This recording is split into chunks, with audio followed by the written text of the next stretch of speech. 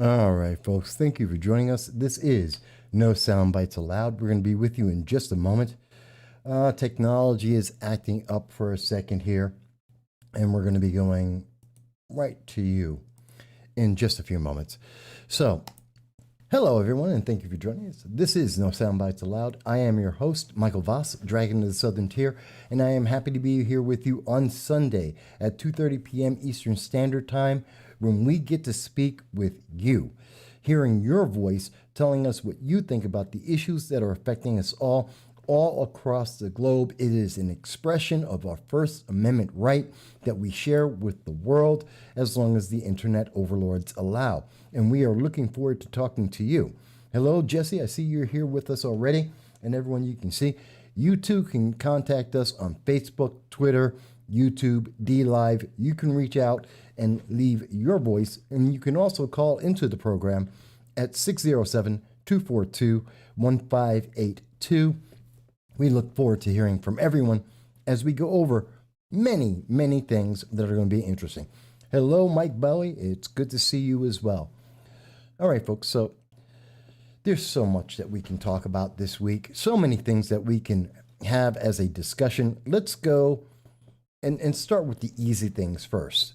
I don't know if anyone else noticed this back on May 17th. And if you have, please let me know. But did anyone here see this? And I see Luke Thompson put out this thread. It's from Lee Drutman, who actually put it out, who is a political scientist. And this is the science that we are being told that we have to believe. You have to follow the science. And here is their science. The science is that the Democratic Party has not changed since 1970. The Republican Party has gone insane since 1970. Can you believe that? And I want you to understand, this is ridiculous. This is the crazy thing that's being put out there right now for us. And quite honestly, they're not targeting me with this information. They're not targeting me with this obvious lie. No. They're targeting you. They're targeting the youth. We're talking about the generations that have grown up with nothing but knowing Facebook, Twitter, the internet overlords. They're targeting this group of individuals who they are sure will not look at anything in history to find out whether or not the truth is being told. They are relying on the ability that it's so easy to check that no one will check. They're counting on the fact that people are going to believe that because someone who says, I am a scientist, so whatever I say must be true, they're counting on them believing that. And I want you again, and this is he's a contributor to 538. Well, that's a left-leaning website. His politics are absolutely obvious here. And if you don't believe me, just look. There it is. It's in his description on Twitter. And he's trying to tell us that there's been no change. Now, when I say this is a lie, in my 53 years of life, we have seen the Democratic Party change multiple times. That's right, Jason. They're putting a fresh paint of coat on this so that you don't look. They don't want you to think about looking. But listen about it. The Obama administration, I'm not even going back to the 1970s. In the Obama administration, we knew that President Obama was against gay marriage. He changed his position. The Democratic Party changed its position on gay marriage. And that's not reflected in that chart. How about Joe Biden's position on crack and cocaine, and which has been attributed by BLM as being something that is a racist policy that targeted blacks unfairly and is part of institutional racism. That changed. His position has changed completely. You mean to tell me that that's not part of this change? So they want people to look at this, and they want to see Lee Drutman, and as said by Luke Thompson, imagine publishing this with a straight face, that Lee Drutman, he wants you to believe nothing has changed. The Democrats have always been exactly where they are right now. You know, looking for a Green New Deal, looking for global warming, which didn't even exist in the 1970s. The Democrats in the 1970s were still talking about global starvation, which they expected to happen before we even got to 2021. Then it went to global cooling, which they expected to happen before 2021. And then it went to global warming, which we were supposed to be underwater before 2020. Not one of the observations, not one of the predictions that Democrats have been touting on global catastrophe due to the environment have ever come true. And we have constantly been told, well, don't worry, there's another one coming just down the road. And that the Democrats are telling you, no, it's going to be, you're going to starve. You're going to freeze. You're going to burn up. There's just going to be something that's going to happen, and it's going to happen to you. And the Democrats have never changed their opinion on that, according to Lee Drutman. I want you to understand, folks, there is a concerted effort out there to lie to you. And they're not even trying to hide the fact that there's a political basis behind it, that this is all about politics, a bias that is out there. And I'm going to get to the comments in one second, but I'm just showing it to you. You can't say, in the last decade, we can see that this is not true.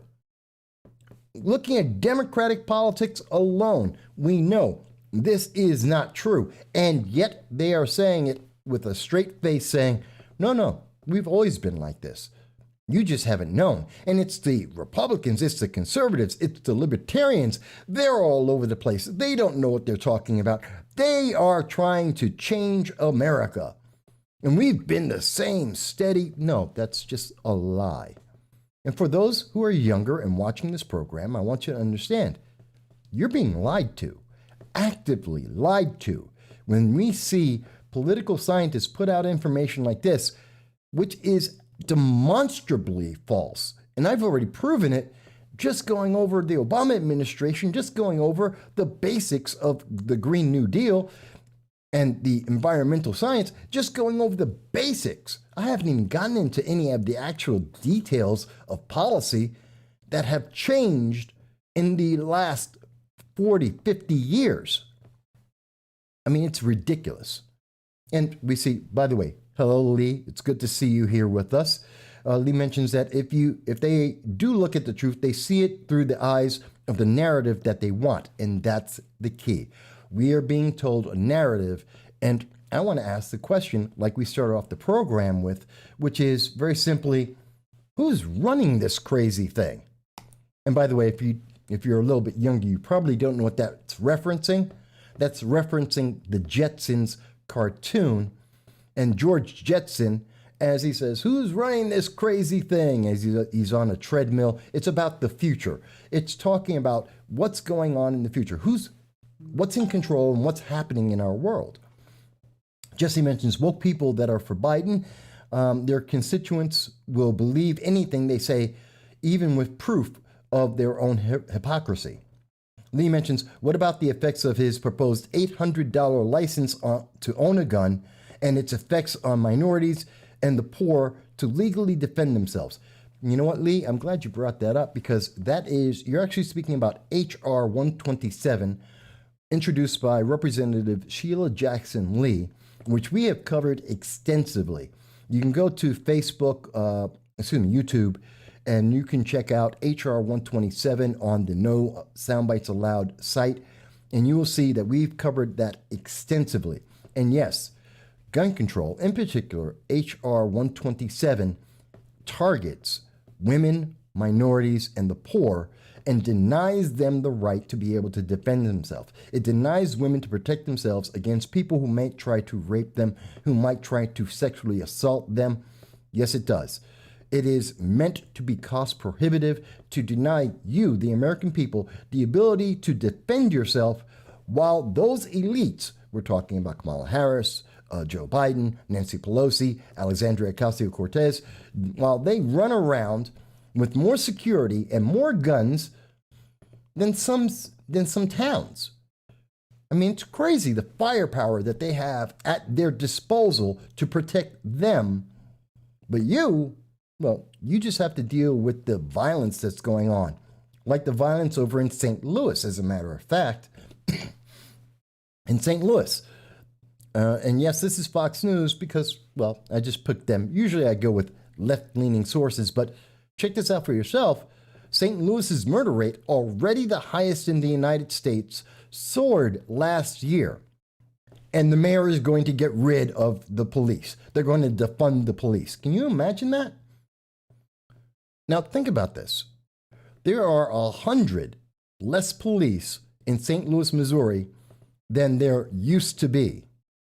And their murder rate is at a 50-year high. I'll say it again. Their murder rate is at a 50-year high. So almost when I was born, they had violence this high and never since. It's absolutely astonishing and crazy that their answer is they have 87 murders per 100,000 people. It is the highest in the nation. You think it's, and you're trying to put that into perspective, think of Baltimore. You've heard about Baltimore all the time. You hear about Chicago all the time. They have a higher rate of death, of murder, than Chicago and Baltimore. Can you imagine that? Can you imagine how deadly that is? That's just crazy. And this is a 30% increase over what they had in 2019 when they led the nation. Literally, we're talking about cities that have higher rates of death than countries in the world. And by the way, these cities are run by Democrats for decades. Chicago, Baltimore, St. Louis, Detroit, just so many of these cities that have the highest rates of death, of murder, of firearm, homicides by firearm, by gang violence. These groups have been held in Democratic hands longer than I have been alive, more than half a century. And yet they still, with gun control law after gun control law after gun control law, they're not getting any better. And now the latest idea is let's have less police officers so that there are fewer people to help the citizens and to take longer to get to each citizen that does need help. Can you imagine that? Just think about what that means. You are locked out of your car. You're calling the police to try and help you get into your car. You're going to wait longer on the side of the street. I'm sure there's a lot of women who are very happy with the idea that they're going to come to their car and be standing next to it for hours on end as they wait for police to eventually get to them because they don't have enough police officers to send someone out to help them. Imagine that you've just been stabbed and you're trying to get help. And by the way, the police would love to get there, but there's no officer that can get there in your community because they defunded the police. We can go through scenario after scenario. Your child is missing. It's a missing person. They're trying to find them, and it's going to take longer because there are fewer police officers to be able to find that child for you. And these are the consequences of defunding the police. Most people don't talk about that. And I'm going to get to the comments in a second. But most people don't even consider what does it mean to defund the police, to have fewer police officers. It means there are less people there to help you. And some of the ideas they're saying to replace the police with are absolutely insane. That they're going to have just regular people pull over other people and say, well, I'm going to give you a ticket for a traffic violation. Can you imagine that? Would you stop if somebody in the car next to you just tried to force you off the side of the road and said, I'm going to give you a ticket? Who are you? Why should I trust you? And how many times would that lead to problems like fake individuals, someone who, again, these are all civilians doing this. Imagine some really nasty, evil person decides to pull over a single woman, a young girl coming back to home from going to school, driving her car, and stops her and says, well, I'm going to give you a violation. By the way, it's middle of the night, side of the road, and he's going to try and do something bad to her.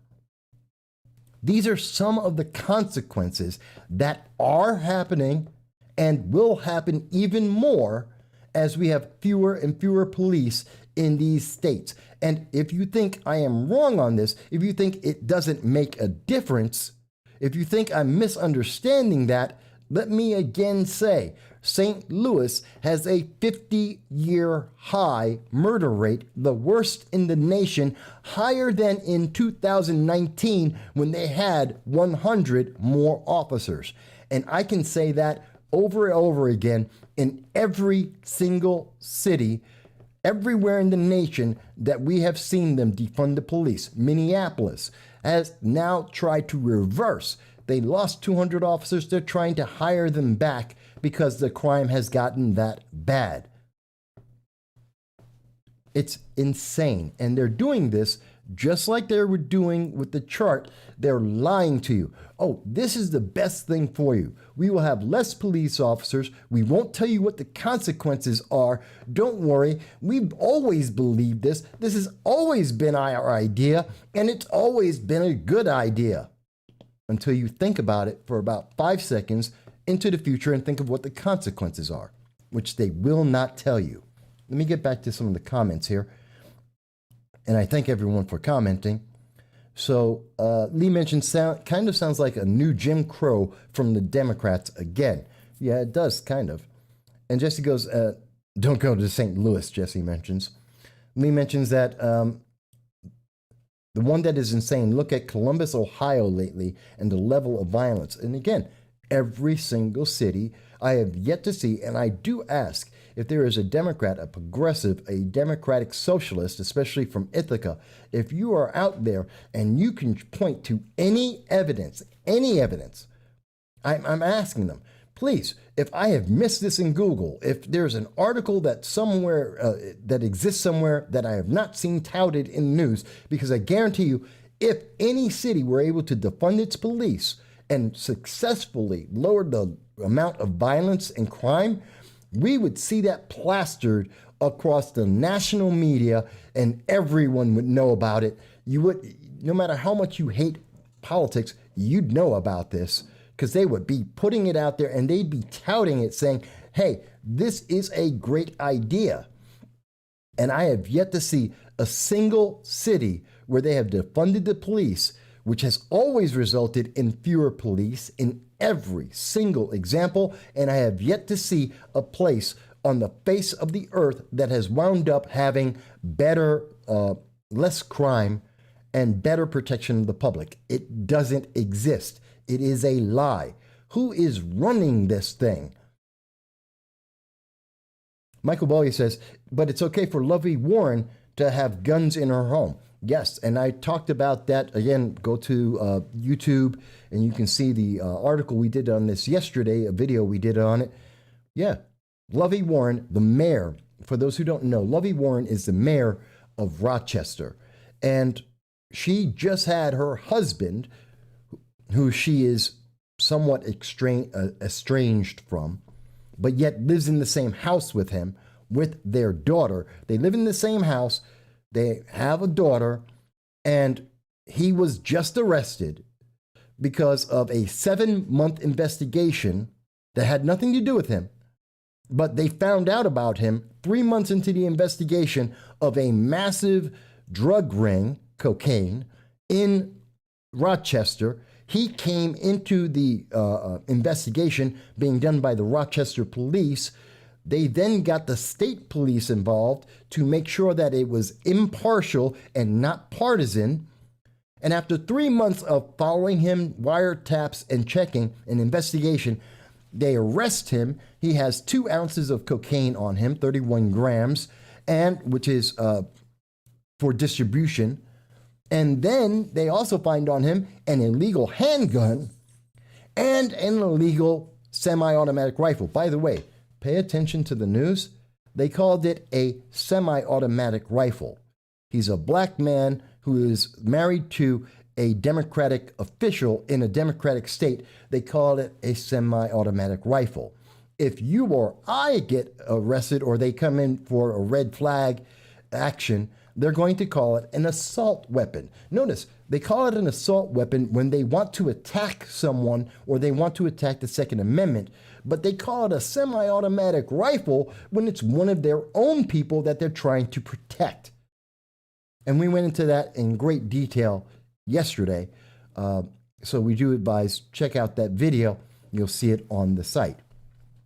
Jesse goes on to say, they wanted government control of the police. They want government control of the police. Hello, Ron. It's good to see you here with us. And Jason, also good to see you. That mafias will rule. These are problems. And it makes you wonder, who is running things? Who is actually in charge? Who's in charge of Rochester? We have a mayor who is saying that the general public is not allowed to have a firearm to defend themselves, much like H.R. 127 from Representative Sheila Jackson Lee. They're saying that you don't deserve the right to protect yourself, like the Ninth Circuit Court, which we've also covered, that says that once you leave your home, you don't have a right to defend yourself. Yes, the Ninth Circuit Court did in fact say that. And you have to wonder, they're saying you don't get that right, but Lovey Warren's husband gets the right to not only protect himself with an illegal firearm, 2 of them, he also gets to sell cocaine. And her answer for this is, I didn't know. I did nothing wrong. Wait a minute. How many people, I really want to ask this, and I hope anyone can answer this when we're talking about Lovey Warren. Is there anyone who can tell me that they are married or have a significant other living in the household with them, with a child of that other person with you? You're all living in the same house, and you don't know that there is a firearm in the house. You don't know that there are drugs in the house. I'm sorry. If Mayor Warren, Mayor of Rochester, if she is so ignorant of what is happening in her own household that affects or can affect her own child, then she doesn't deserve to be mayor. I mean, is that such a hard leap of logic to understand that if you don't know what's going on in your own home that is violating laws that you yourself are denouncing, if you are absolutely against the Second Amendment and want to deny people the right to have firearms, and you don't even know that one of those same types of firearms is in your own home, because you're trying to say that this is dangerous to kids because kids will find firearms and they will harm themselves. That's the argument that they're making. And if you're telling me that and you have those same firearms in your home and you're telling me you don't know about it, therefore you are endangering your own child, then you can't tell me you deserve to be mayor. You don't know enough to know what's wrong. You don't know enough about your own house and you want to run a city? You want to tell other people how to live their lives? That's just not hypocritical. That's dangerous. I mean, if you think I'm wrong, if you think I'm misunderstanding that, if I'm not getting the gist of that, please do tell me. Please explain to me if you happen to be a democratic socialist, if you happen to be a progressive, please do tell me. Even if you're a moderate Democrat, you're a libertarian, a conservative, Republican, if you think I'm wrong in this understanding that, Lovey, with Rochester Mayor Lovey Warren, not knowing what's going on, supposedly by her own words, she doesn't know what's going on in her own house, and yet that's okay for a mayor? That's a sign of leadership? Please explain that to me. Please explain to me how that's an effective leader and why they should be elected, or actually she's about to go into re-election, why she should be re-elected to office. It's not because she's a Democrat. It's because she doesn't know what she's doing. At least that's my take on it. You may think I'm wrong. You may say, Mike, well, you just don't understand. Please explain to me, what is it that I'm supposed to understand here? Please explain to me how having less police is it will make life better for people when every example we have in this nation for 9 months now has shown us that it is absolutely the worst thing for the public. Not for politicians, not for their re-election campaigns, not for their promises. It is the worst thing for the public to live through because civilians, individuals, regular citizens are having a worse time. Their lives are being negatively impacted. And while this is all happening, while this is all going on, guess what? We have Joe Biden riding around in an electric truck. This is what he's concerned about. This is why he didn't talk about what happened with the fourth Israeli-Palestinian war. He was concerned about driving an electric truck. He wants to convince you that the Green New Deal is a good thing. He wants you to know that the environment is going to end in 6-7 years, according to AOC. That's all we have left. It's something like 6 or 7 years. And so you have to get an electric truck. And by the way, a lot of people said, well, Joe Biden isn't driving this truck. The Secret Service are driving the truck because there's a second wheel. Now, Politico said that wasn't true. But here's the thing that I saw that was brought up by Doge Degenerate, or Dog Generate. And what he says here is the only thing that's bizarre is that the steering wheel that he turns halfway to the right, but the truck goes straight. And you know what? If this is how electric trucks work, and look at the video. As a matter of fact, I'm going to expand this so you can see this clearly. Ready? See it, sir. Ready? Watch this again. Okay, here we go. Turn Ready? the wheel. See it, sir. Here's his hand. Look at that wheel. Ready? Car goes straight. Look at the wheels. Straight. Okay, here we Turn go. the wheel. You ready? Watch it again. See it, sir. Turn the wheel. Look at the wheel. Ready? Car's wheel is straight. Okay, here we go. You ready? Third time. See it, sir. Hand's going to turn. Turn the wheel. Look at the wheel. Ready? Straight. Okay, here we go. You I ready? think I've made that clear enough times now. Is that insane? And this is what he's concerned about. And my concern is if he has an electric vehicle that he can turn the wheel all the way to the right and the wheels don't change direction, you know what? We have a problem. And I think we need to go back to the the drawing board on this, redesign this somehow. Someone needs to do some more testing. And that shouldn't be his first priority, to jump into a truck and deny the people an answer about what's going on with our greatest ally in Israel. No, we need to have, the priority should have been what's going on with our ally, our only ally in the Middle East, and how we can resolve that and make that better, according to Ben Rhodes, as we covered earlier this week. As Ben Rhodes, one of the officials in the Obama administration, who said and called out Joe Biden and said, you need to do more. This is not leadership. This is what Ben Rhodes was saying. This is what the Obama administration officials were saying, while Joe Biden is trying to figure out how to drive a truck and turn it to the right when it goes straight.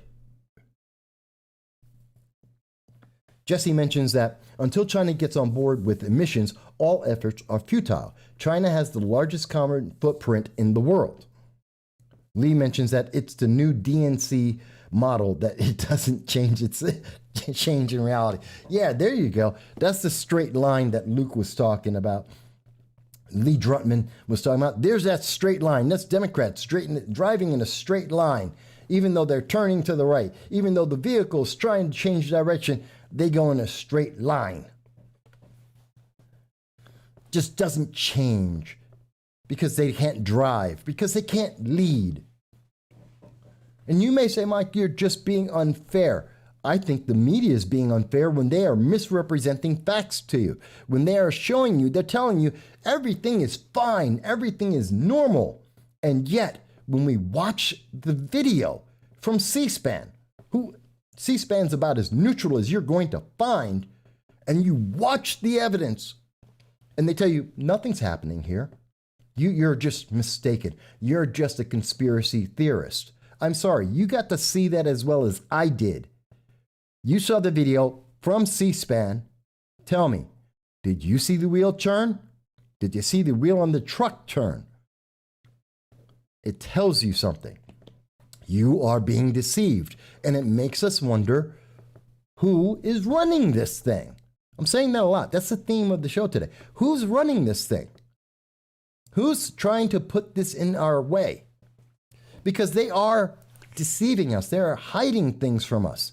Let me ask you, how many people realize that on May 19th, the Biden administration was caught shipping illegal alien children into Chattanooga?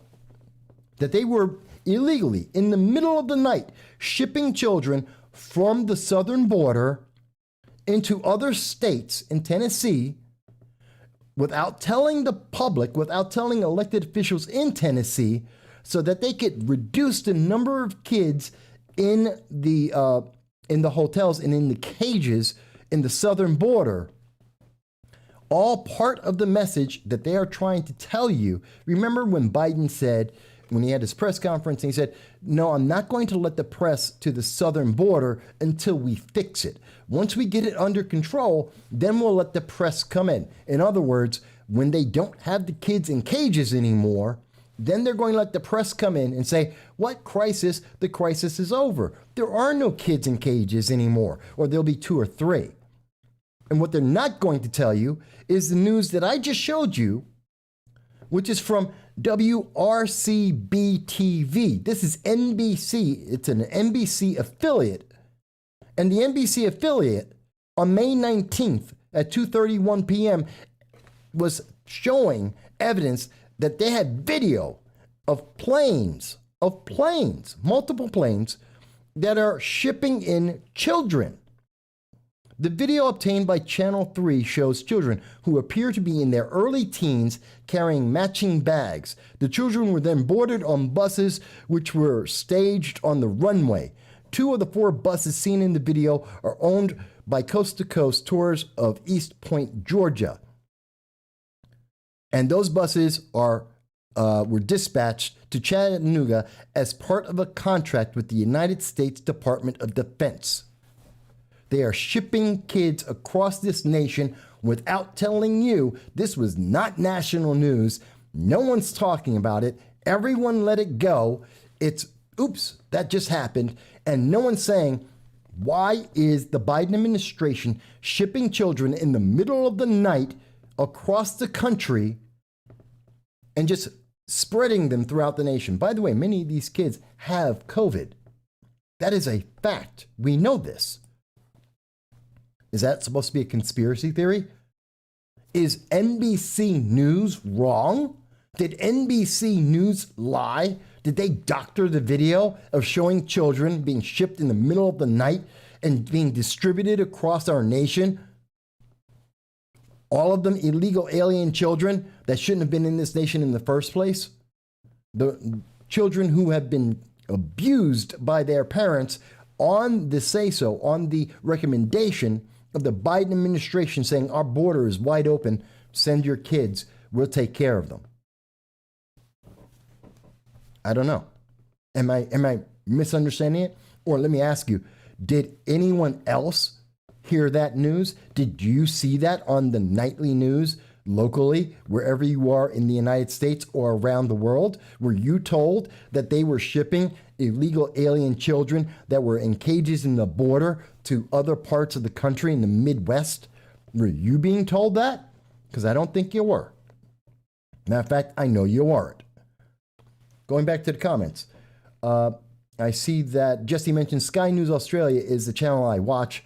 Real reporting on current events and what's really going on. Well, you'll be surprised, Jesse. I have a clip that we want to play from Sky News about breaking news that's going on right now in our nation, and I'm going to be bringing them up.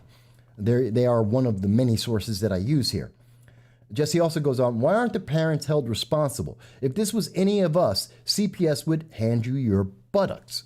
And they're correct. And as I said, and I have been saying, the crisis at our southern border with the children is child abuse. Parents are sending their kids by themselves 1,000-mile treks with drug dealers and with sex offenders and sex gangs And we don't even know how many are making it into the United States. We know over 16,000 have been here.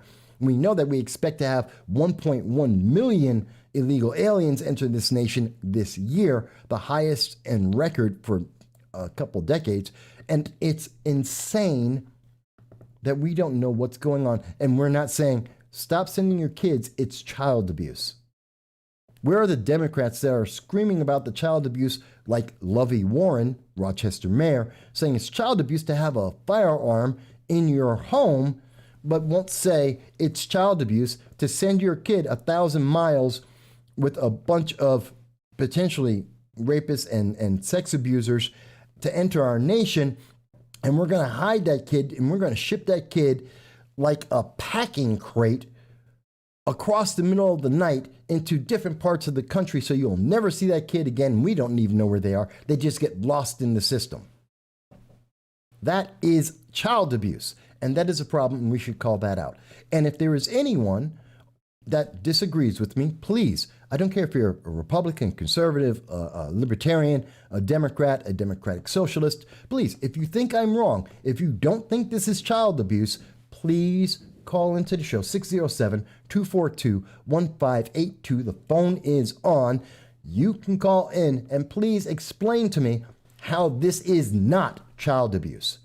And please explain to me why this isn't national news. Please tell me why this should not be national news, why the American people should not hear about this and be upset. Because what I think it is politics, just plain old politics where they are abusing you because they want you to think that, no, everything is normal. It's exactly as it always has been. Democrats have never changed. They've always held this point of view.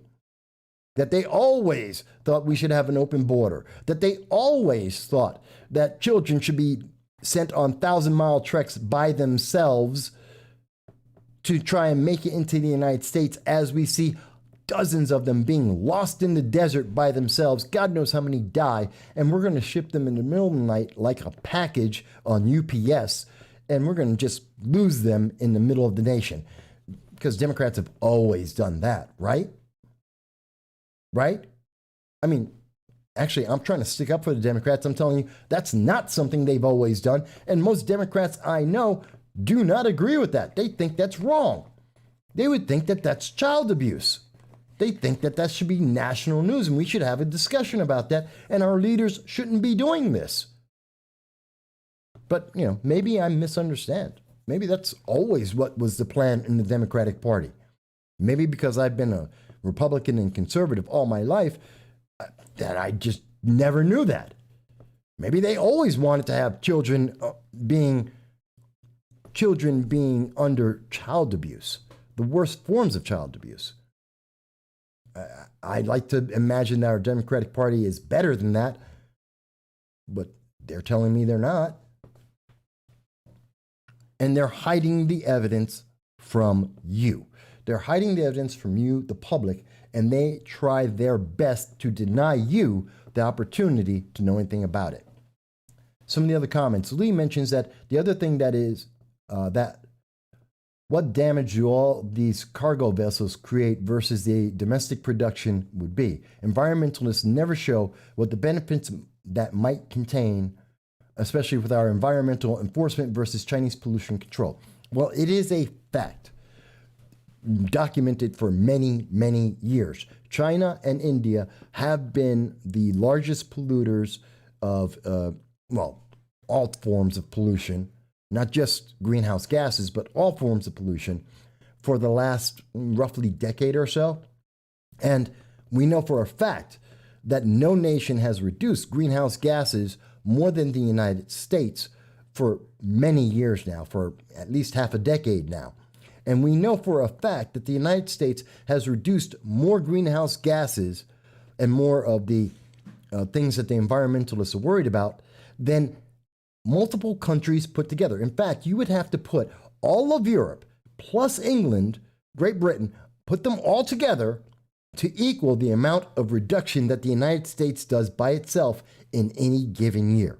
That is a fact. Look it up if you don't believe me. It is an absolute definitive fact The numbers don't lie from scientists.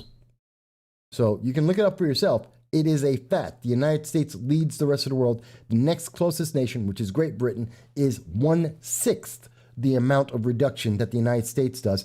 China and India lead the world. And in fact, China by itself creates more pollution than the rest of the world combined in reduction.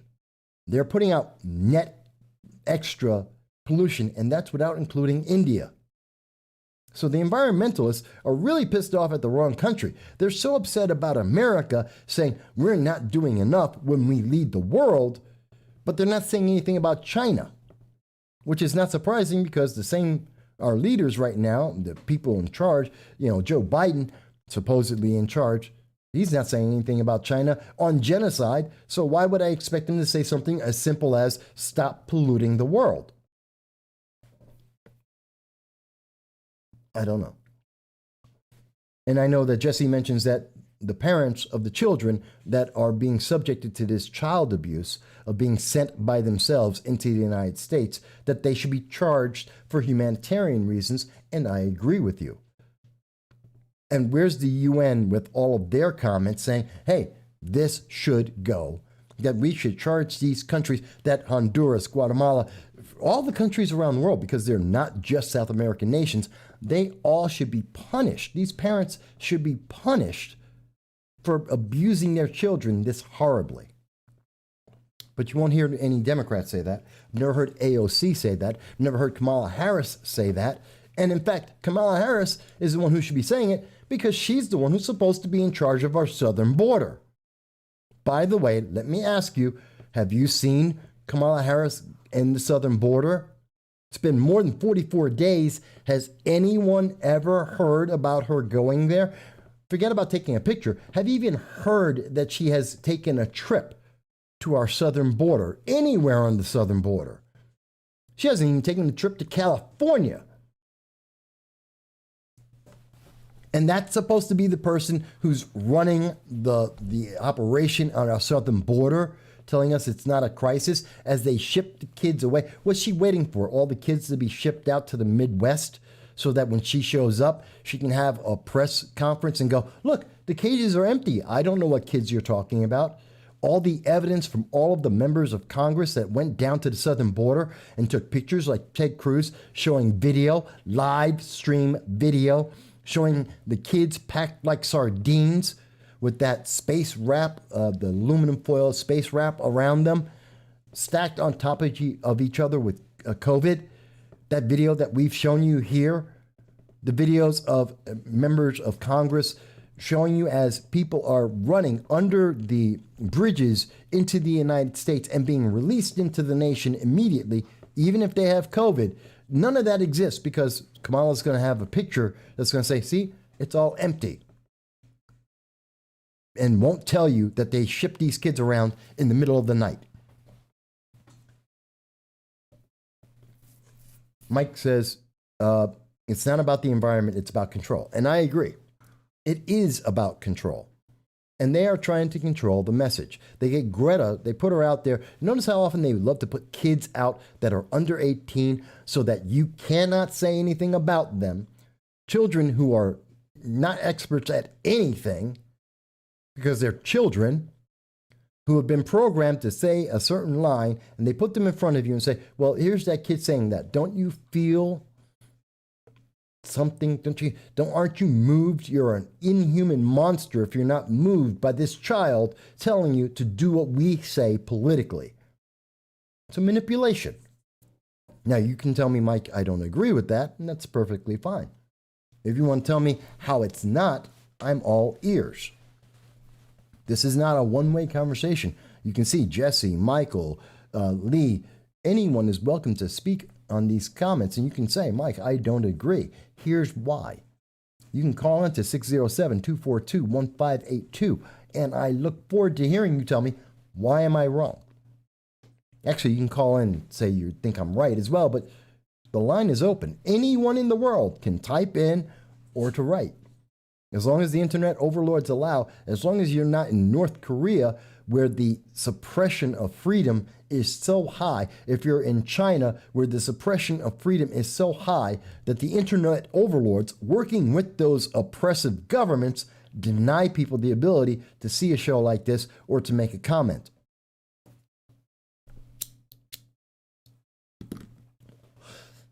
But I believe this is all about control.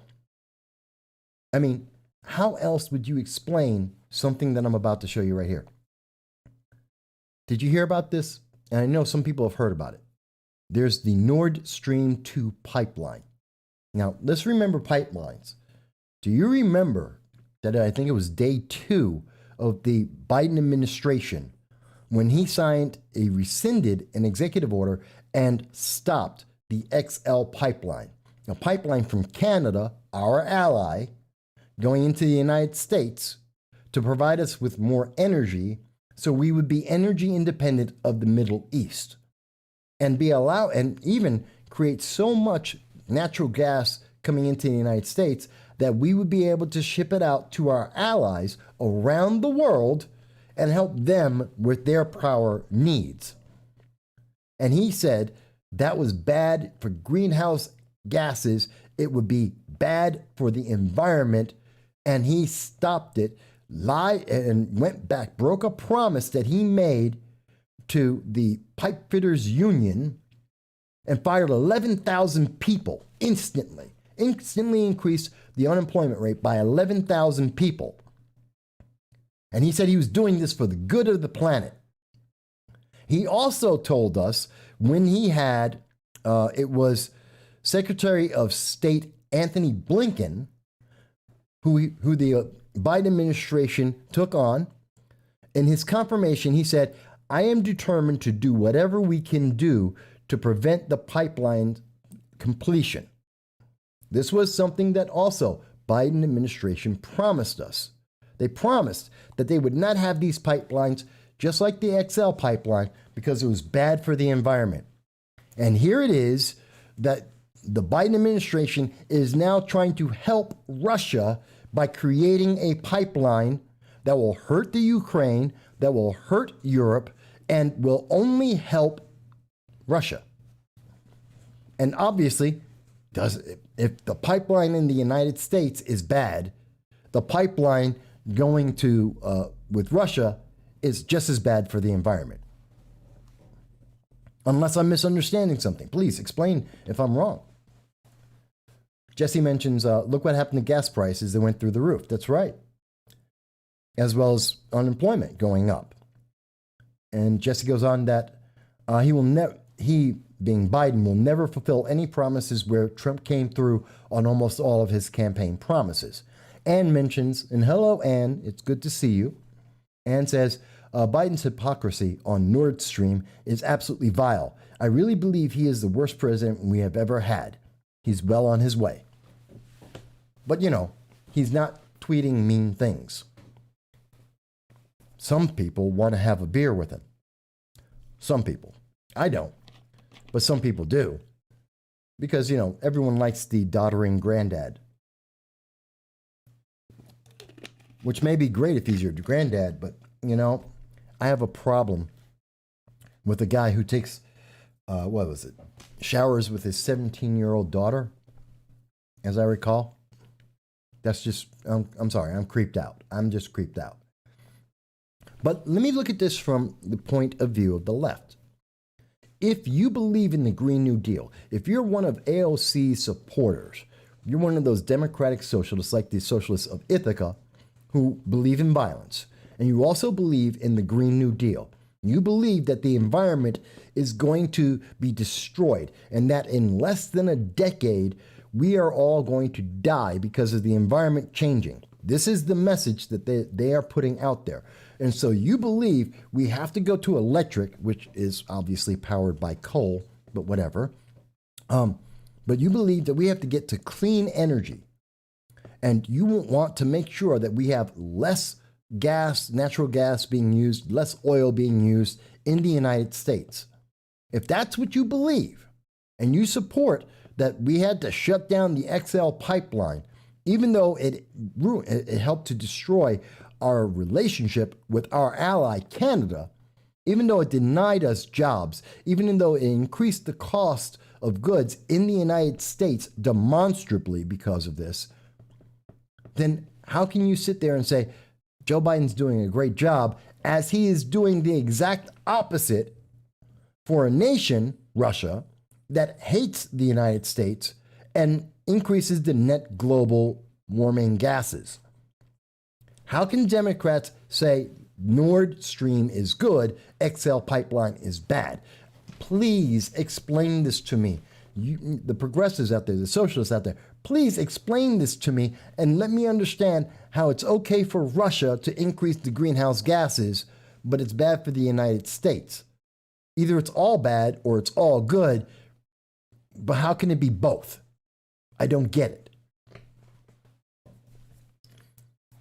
Jesse mentions that, the cost of plywood is outrageous, but we gave money to Russia for their pipeline. Yes. Actually, let me correct that. That's not exactly correct.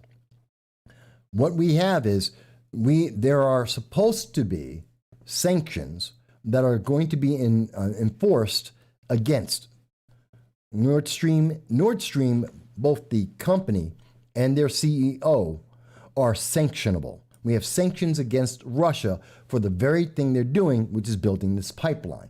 The very thing that Joe Biden directly told the American people he would not support. What we are doing is we are not using the sanctions. We are giving them a pass. We are allowing them to do the very thing that we already have in place to stop them from doing. The sanctions already exist. It's not like he has to do something new. It's already there. All they have to do is enforce the regulations that already exist. I mean, that's actually worse. And I know a lot of people don't realize that, and so I'm not picking on you, Jesse, but I want to make sure people understand how bad this is.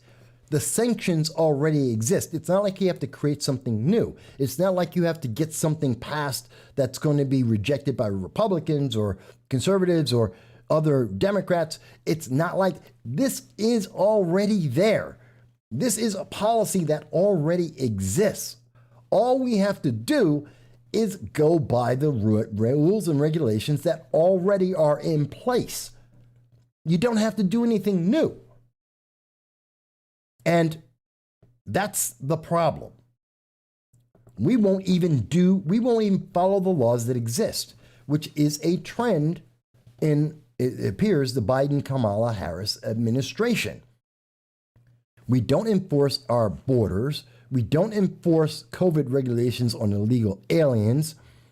We don't enforce promises made to the American people, but we're very happy to support other nations that don't have our best interests at heart, like Russia with the pipeline, like Palestine with $235 million in funding that was spent on 4,000 rockets.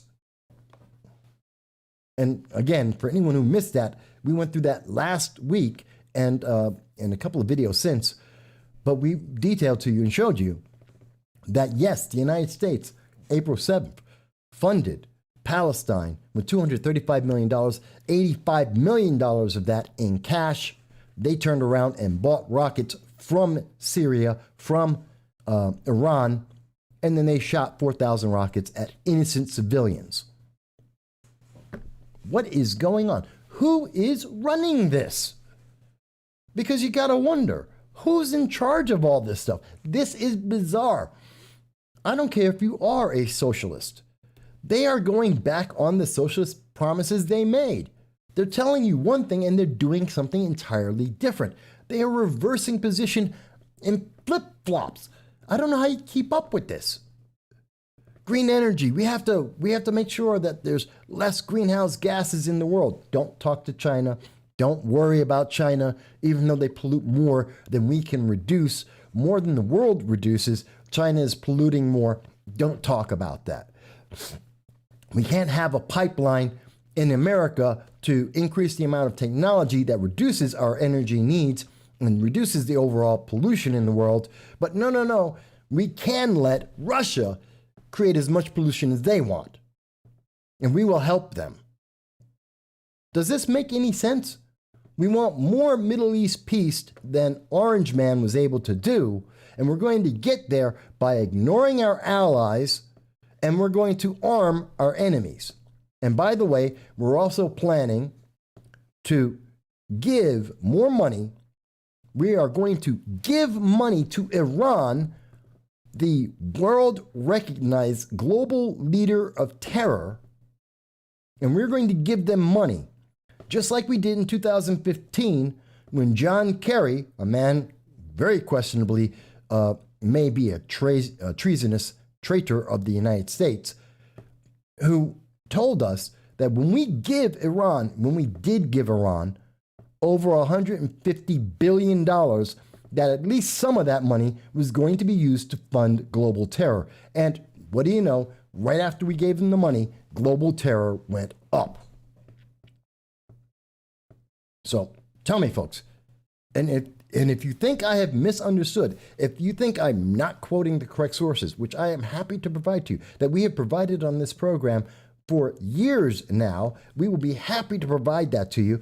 And tell me, how does this make sense? And who do you think is running this? Because I don't think it's Biden. I don't think he knows what's going on. He's too busy trying to figure out how to make a right turn in an electric truck to be worried about what's going on in the rest of the world. And if you think I'm wrong about this, I am honored. 1 second. If you think I'm wrong about this, I want you to understand that we are going to get to what Joe Biden was doing with the president of South Korea to emphasize how little Joe Biden has going on, that he has no idea what's happening in our nation, and that he is not in charge. And I will get to that. But let's talk about something else for a second. Because this is the insanity, and it is insanity. And if you think I'm wrong, please clarify, correct me. Did you know that children, 2-year-olds, need to wear a mask this summer? That as they go to summer camp, as they're running around enjoying the summer, this great weather that we have, that New York State is trying to put a mask on these children. The children who have the least likely chance to be able to catch COVID, who have the greatest chance to recover from COVID, according to the CDC. That's not me saying it. It's not my idea. I'm not making up these numbers. That's from the CDC. According to CDC data, which is backed up by the data of every recognized institution looking at COVID right now, the single greatest group of individuals who will be able to either not get COVID or survive it are the youth. That is a fact. And I know that we could see possibly me saying this is enough that we could see this channel shut down. So please do subscribe while you can. Please share this while you can, because it is very possible that for me, quoting a fact from the CDC is enough to be silenced by the internet overlords, that they would try and shut us down forever. But the answer to this group who have the least risk, according to the CDC, is that we must put them in masks. Really? I know Assemblywoman Donna Lapardo said this makes no sense, that children, 2-year-olds, are not going to wear a mask, nor should they. Even Democrats agree on this. I mean, Assemblywoman Donna Lapardo is a Democrat, not a progressive, but a Democrat. And I'm just sitting here wondering, who in the world thought this was a good idea? Why do you think it's a good idea? We have students who are trying to run track meets, and they're passing out. And there's video of this. Young woman running track, winning the race, and passing out as she's running because she's wearing a mask. We have kids who are passing out as they're playing games because they're wearing a mask. And now we're going to put masks on 2-year-olds and have them run around with them? that we're going to make these kids go to school. We're talking about kids in kindergarten who touch their faces on a regular basis, who get colds on a regular basis. They're going to have these masks on and they can't take them off for 8 hours at a time, if not more. And they're the least at risk. Does this make sense? I know, Jesse, they say, follow the science, as they don't follow the science. None of this is scientific. There is no science that says you should put a mask on a 2-year-old. There is no science for that. It doesn't make sense. That's not science. Governor Cuomo is not a scientist, as he disputes over and over again the very things that actual scientists from the CDC, when they come out with guidelines, when they change the rules, he goes, no, that's not good for New York. We're not going to do that. Except when the science works in his favor. Perhaps, maybe, that's the reason why 16,000 people died in nursing homes in New York State alone, another 4,000 in Michigan alone, because we have individuals like Governor Whitmer and Governor Cuomo who think they're smarter than the scientists, they know better on the policies, and when people die because they're wrong, they decide we're not going to tell anyone. We're just going to hide that fact. It doesn't matter. Because when they do something stupid, like saying that toddlers need to wear a mask, even though they have the least risk, well, you know what? That's okay. And if those kids die because of that, well, it's not their fault. No, it's not their fault. Because they were kind of, sort of, almost, in a way, following the science. Kind of, sort of.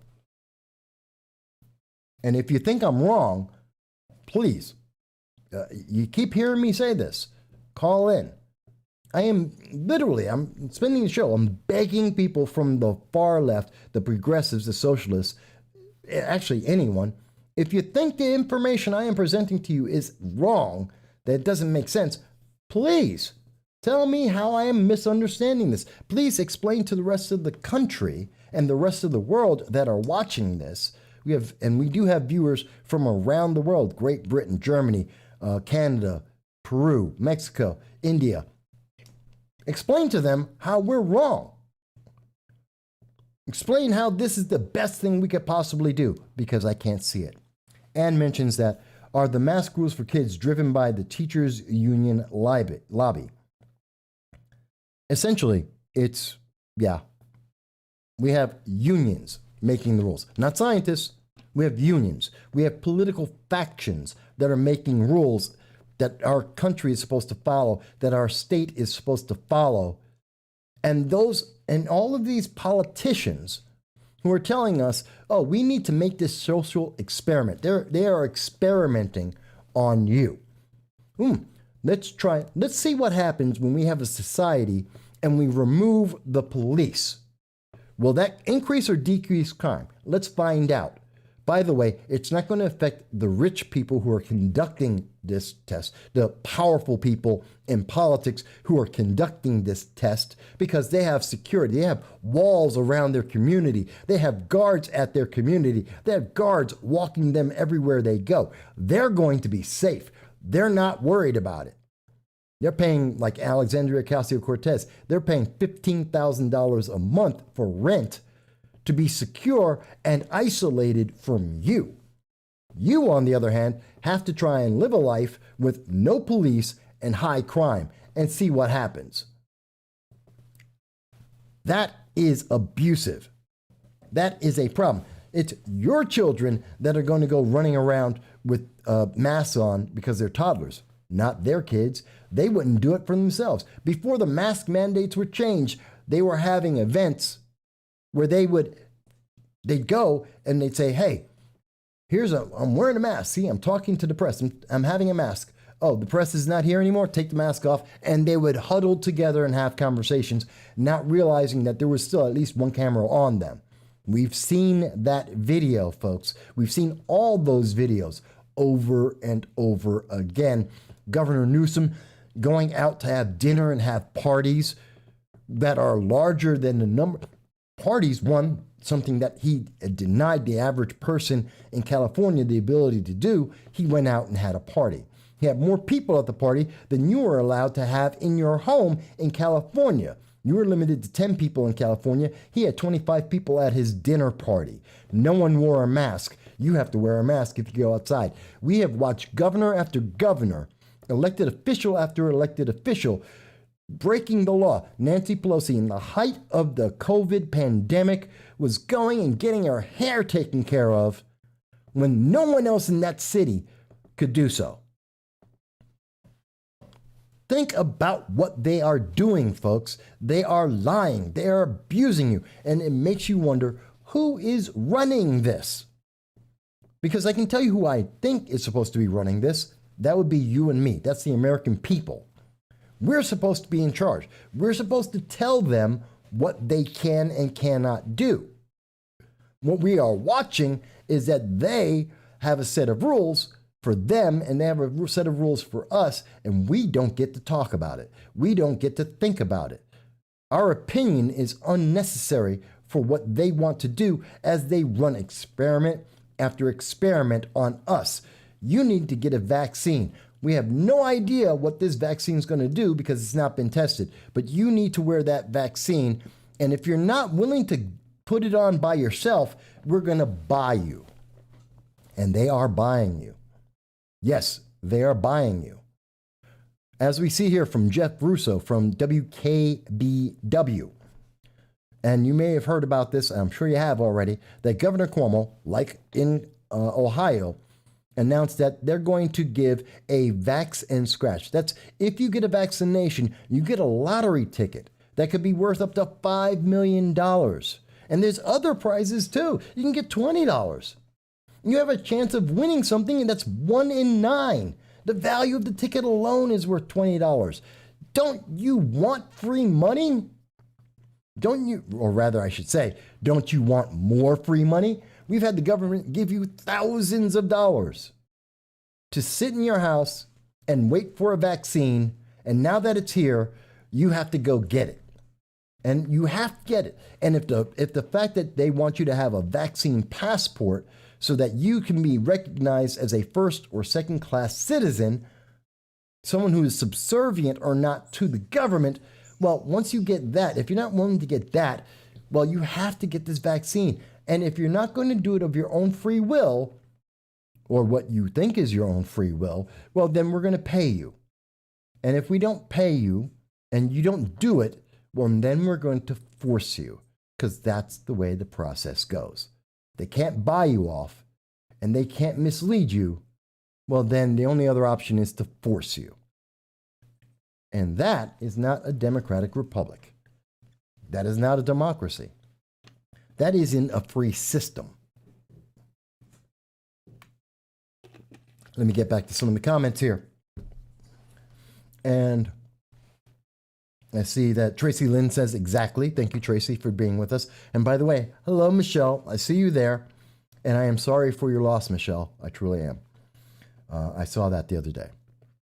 Michael Bowie says, we're being governed by a global elite, not Biden. We, the people, have become the enemy. Every decision, every regulation is designed to undermine America. It seems more and more like there is some group, other than Biden, that's for sure, that is pulling strings. Joe Biden's strings, the American people's strings. There seems more and more like that. Call it a conspiracy theory if you want. That doesn't mean it's wrong. Jesse mentions Texas COVID stats says it all with 0 deaths in 1 week while they remain maskless. Along with Florida, we never saw a spike in COVID after they went maskless. They never reported it because it was their narrative. It wasn't their narrative. There's a lot of ways to look at this, but I can tell you this. We keep seeing evidence that is being told. We're being told, here's the evidence. You're going to die if you don't get, essentially, this is essentially the message that we see, because we're seeing hundreds of thousands of dollars being pumped out by county after county. My county, Broome County in New York State, is pumping out hundreds of thousands of dollars in commercials. I'm on YouTube. I'm on anime, Crunchyroll. I'm on VRV. I like to watch anime. And I am getting, every time there's a commercial break, I'm getting at least one play, if not 3 to 4 plays, of Broome County saying, go out and get a vaccine. The vaccine's available for people who are 12 and above. You can get a vaccine. Your children can get a vaccine. Go get your kids vaccinated. Over and over and over again, which is propaganda. And it's also, it's like a hypnotism. You see it often enough, you're supposed to get it. Same reason why people drink Coca-Cola and Pepsi. You see the commercials all day long, every day. You need this. And eventually, you're going to at least try the product. They are slamming us with this media saying, you have to get vaccinated. You got to get a vaccine. We'll pay you to get a vaccine. We will give you a lottery to get a vaccine. We're going to make sure that you can't do things in your life without a passport showing that you have a vaccine. You can't go into businesses without a vaccine. That's right. We've gone maskless in many parts of the country. And now we have the government promoting businesses that are saying, well, you need to still show us proof, which I believe is a violation of HIPAA. And in talking to lawyers around, I've talked to, I don't know, maybe half a dozen lawyers now, different states, different fields of expertise. I've asked them all about the HIPAA laws. And I've asked this question online, and people have lost their minds. I've gotten hundreds of comments on this for asking this very simple thing. If the HIPAA laws don't apply to whether or not you have taken the COVID vaccine, then why do we have HIPAA laws? Why can't someone ask you when you go into a business or you go to work, do you have AIDS? Are you vaccinated against AIDS? Have you gotten a tuberculosis vaccination? How about measles, mumps? How about any disease you want to mention, any kind of illness that you want to speak about?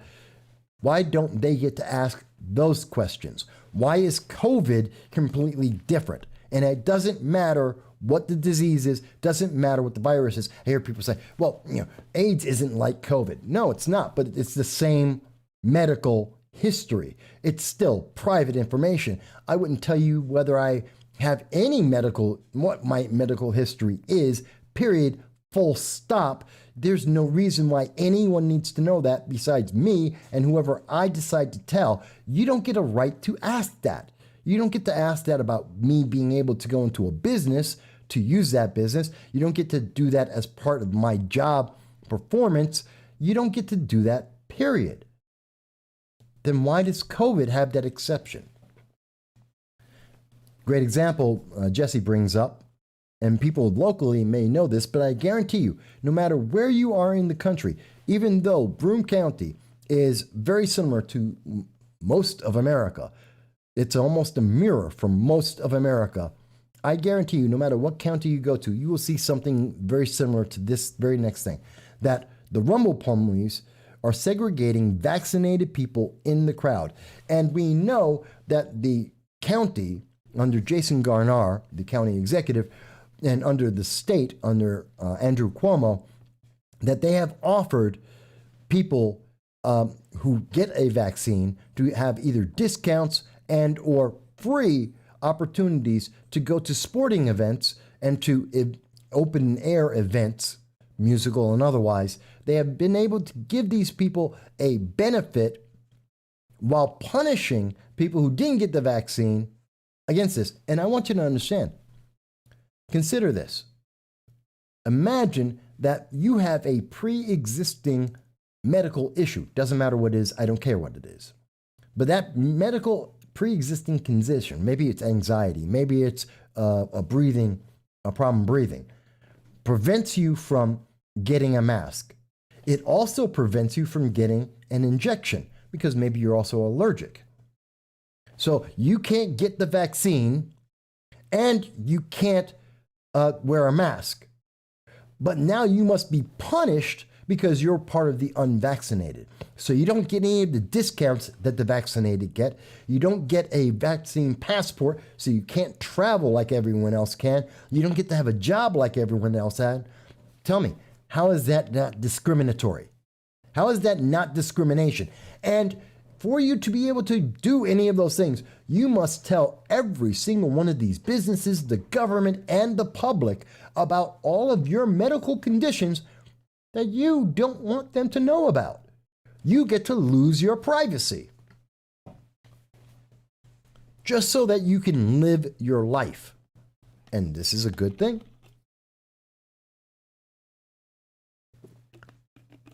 Jesse mentions this is how it starts. John, thank you for mentioning my shirt. I do like this shirt. I think the red one's my favorite. But I do have it in gold and in other colors. Tracy says, wow, that's like when some of my ancestors had to wear a gold star on their clothes. Yes, Tracy, it is very much like that. How is this not discriminatory in exactly the same way? And if the government can get away with this, what else can they do? If you can be treated like this, if you can become such a second-class citizen, what else are they going to treat you worse for? Because if they can do this today, and they are teaching our kids, it's the kids who are in kindergarten, those same 2-year-olds that they're telling have to wear a mask, those kids who they kept away from the schools and have lost all social interactions for over a year of their life and have nothing but fear to replace it with, and they have the promise that the government will make it better, what are they going to tell them that they can't do? Because the government said so. Because the government says, we're here to help you. You can't do that because we're going to help you. We're going to make things better. Don't worry if no other country in the world is doing the same thing. Don't worry if other parts of the world are doing exactly opposite. Don't worry if we are paying parts of the world to do the exact opposite. Again, like the Nord pipeline, like the Palestinians that bought rockets with our money, like the Iranians who increased global terror when we made the first Iran nuclear deal.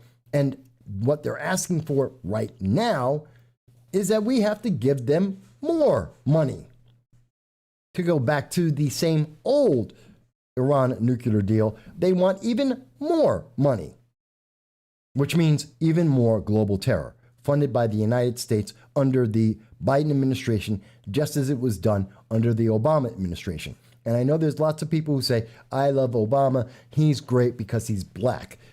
That's a dumb reason. But even if you believe that, it doesn't change the fact that under the Obama administration, we funded global terror, and Biden wants to do it again. That is a fact.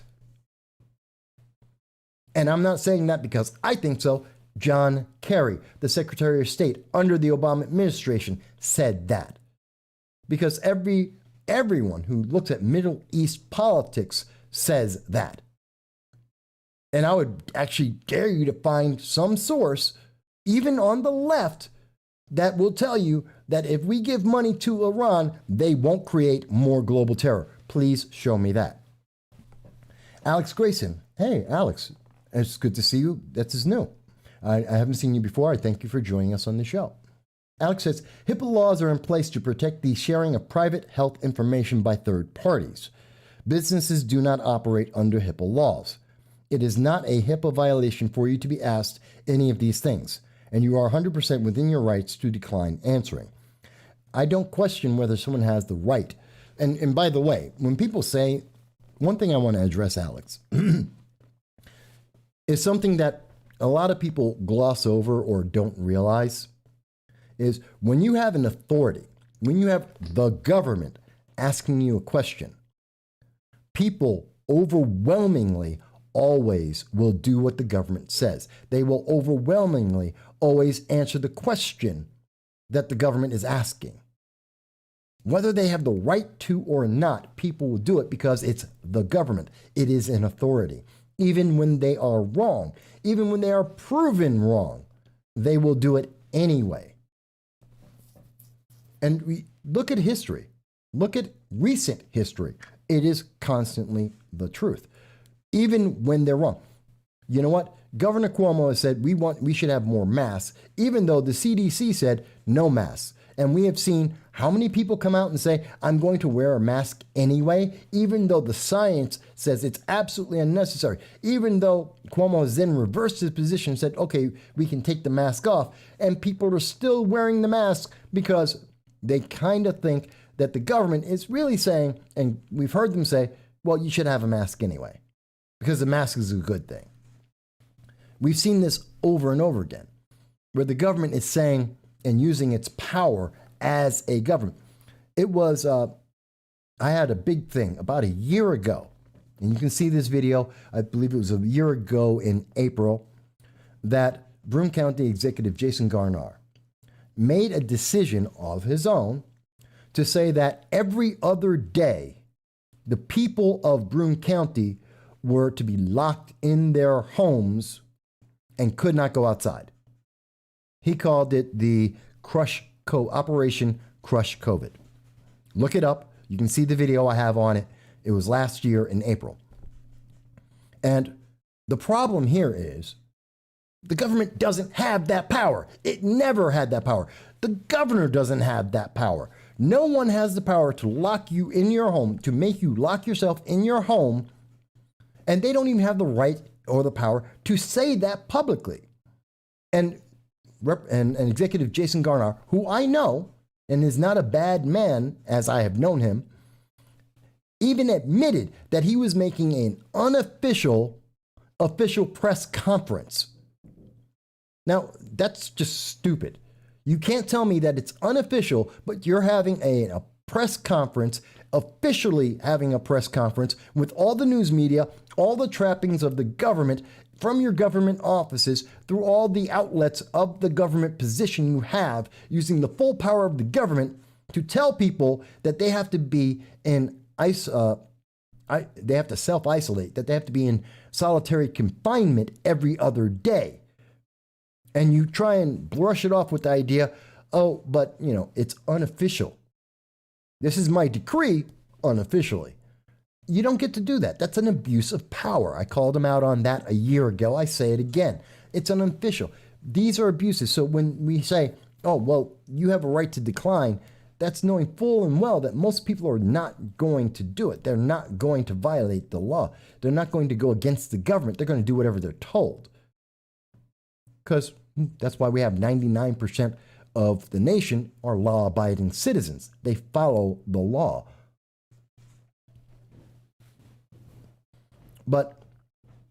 And Alex asked the question, why does it bother you if someone swooshes you continue wearing a mask if that's what they feel they're comfortable doing? Alex, let me clarify. I don't care if someone wears a mask. I quite honestly don't care. If you want to wear a mask, go ahead and wear a mask. If you want to get a vaccine, go ahead and get a vaccine. What has that got to do with me? I, as an American citizen, also have a choice. And my choice is that, unlike what we were told, what was it that Biden said to America? You have two choices. Get the vaccine or wear a mask. That was his statement. You don't get a third choice. Guess what? There has always been a third choice because he never had the power to only limit us to two choices. And the other option is, no, I don't have to do that. Herd immunity can take care of me. Maybe I've already gotten COVID. Maybe I could get COVID. I'm higher at risk than most people. I'm 53. I'm black. I smoke cigarettes. So I should be more concerned about this. I should be more worried about this. And if I don't want to wear the mask, knowing full well the risks that are available, as we all do at this point, and having looked at all the data, why am I required to do something the government is telling me where the government doesn't even have the answers? They don't know what the vaccines do to people. They have not been tested. It takes 7 years. When we normally fast track a drug, it normally takes 7 years before it's allowed to be given to human beings. We didn't have that. We have 1 year. We have side effects that are happening right now, and that's a problem. We have a lot of issues. Matter of fact, that's one of the things I was going to mention There is, where is it? Hang on a second. There was a story I wanted to bring up for everybody. Where is it? Here it is. One of the stories I wanted to talk about today. The CDC looking into heart inflammation in some young vaccine recipients. Remember how they're telling us we need to get the younger and younger people to get a vaccine? Well, they're getting it, and now we're seeing that there's some people who may be receiving heart inflammation. It may be a side effect. This could be a problem.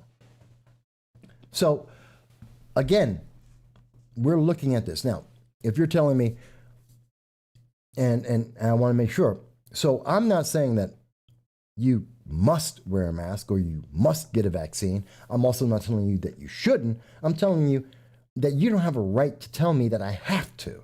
That if I don't, I will be punished without due process of law for something that I have a choice on. This is my life, right to life, liberty, and the pursuit of happiness. Government doesn't have that choice, especially as they're showing me they don't know what they're talking about. Now, Alex also goes on to say, have you received any other vaccines? MMR, polio, flu, shingles. Do you disagree that children should be vaccinated in order to attend school? How are these mandates different? Good question, Alex. First of all, vaccines aren't required for children. Many vaccines are not a requirement for children. You don't have to get them. And that's both because of religious exceptions and for personal exceptions. And schools will allow them into schools without vaccines, including the COVID vaccine, because we have illegal alien children who have been taken from the southern border and put into our schools throughout this nation while they have COVID. It has happened. It is documented. So that happens. So you can't tell me that, well, you need a vaccination to go to school. Actually, you don't. Schools recommend it, schools ask for it, and depending on whether the school is public or private, they may have other regulations on it. Now, do I think that the vaccines for polio and mumps and measles and rubella, are they on the same category as the flu? Not at all. Not even close. Are they the same as COVID? Not even close. Not even close. Do I think that there should be vaccinations? I think parents get to make that decision for themselves. Just like I get to make decisions for myself. And any children that I would have me as the adult making that decision for them. Because I am the parent, not the government, not some elected politician that has no idea what's going on in my household. I get to make that decision. And I live with the consequences of that. So, do I think they should? I think some of them make sense. Some of them don't. I've never had a flu shot. I'm willing to tell you that. I've never had a flu shot in my life. I will never have a flu shot in my life. I don't need it. Natural immunity will take care of it. But now, I'm not trying to, and again, Alex, I want you to understand, I'm not beating up on you. You're asking a good question. And I think this is a question we need to have. But we're also misunderstanding some of the things. People say, well, you can't go to school without a vaccination. That's not true. You can't go to, this is horrible. And you're going to get all these diseases if you don't get the vaccination. That's not true. That this is going to kill you if you don't get the vaccination. That's not true. Now, you can tell me that it's better or worse. And you can tell me why you think it's better or worse and whether the scientific data that says it's better or worse. We can have that conversation. But you can't tell me I'm mandated, that I am required to do so. No, I'm not.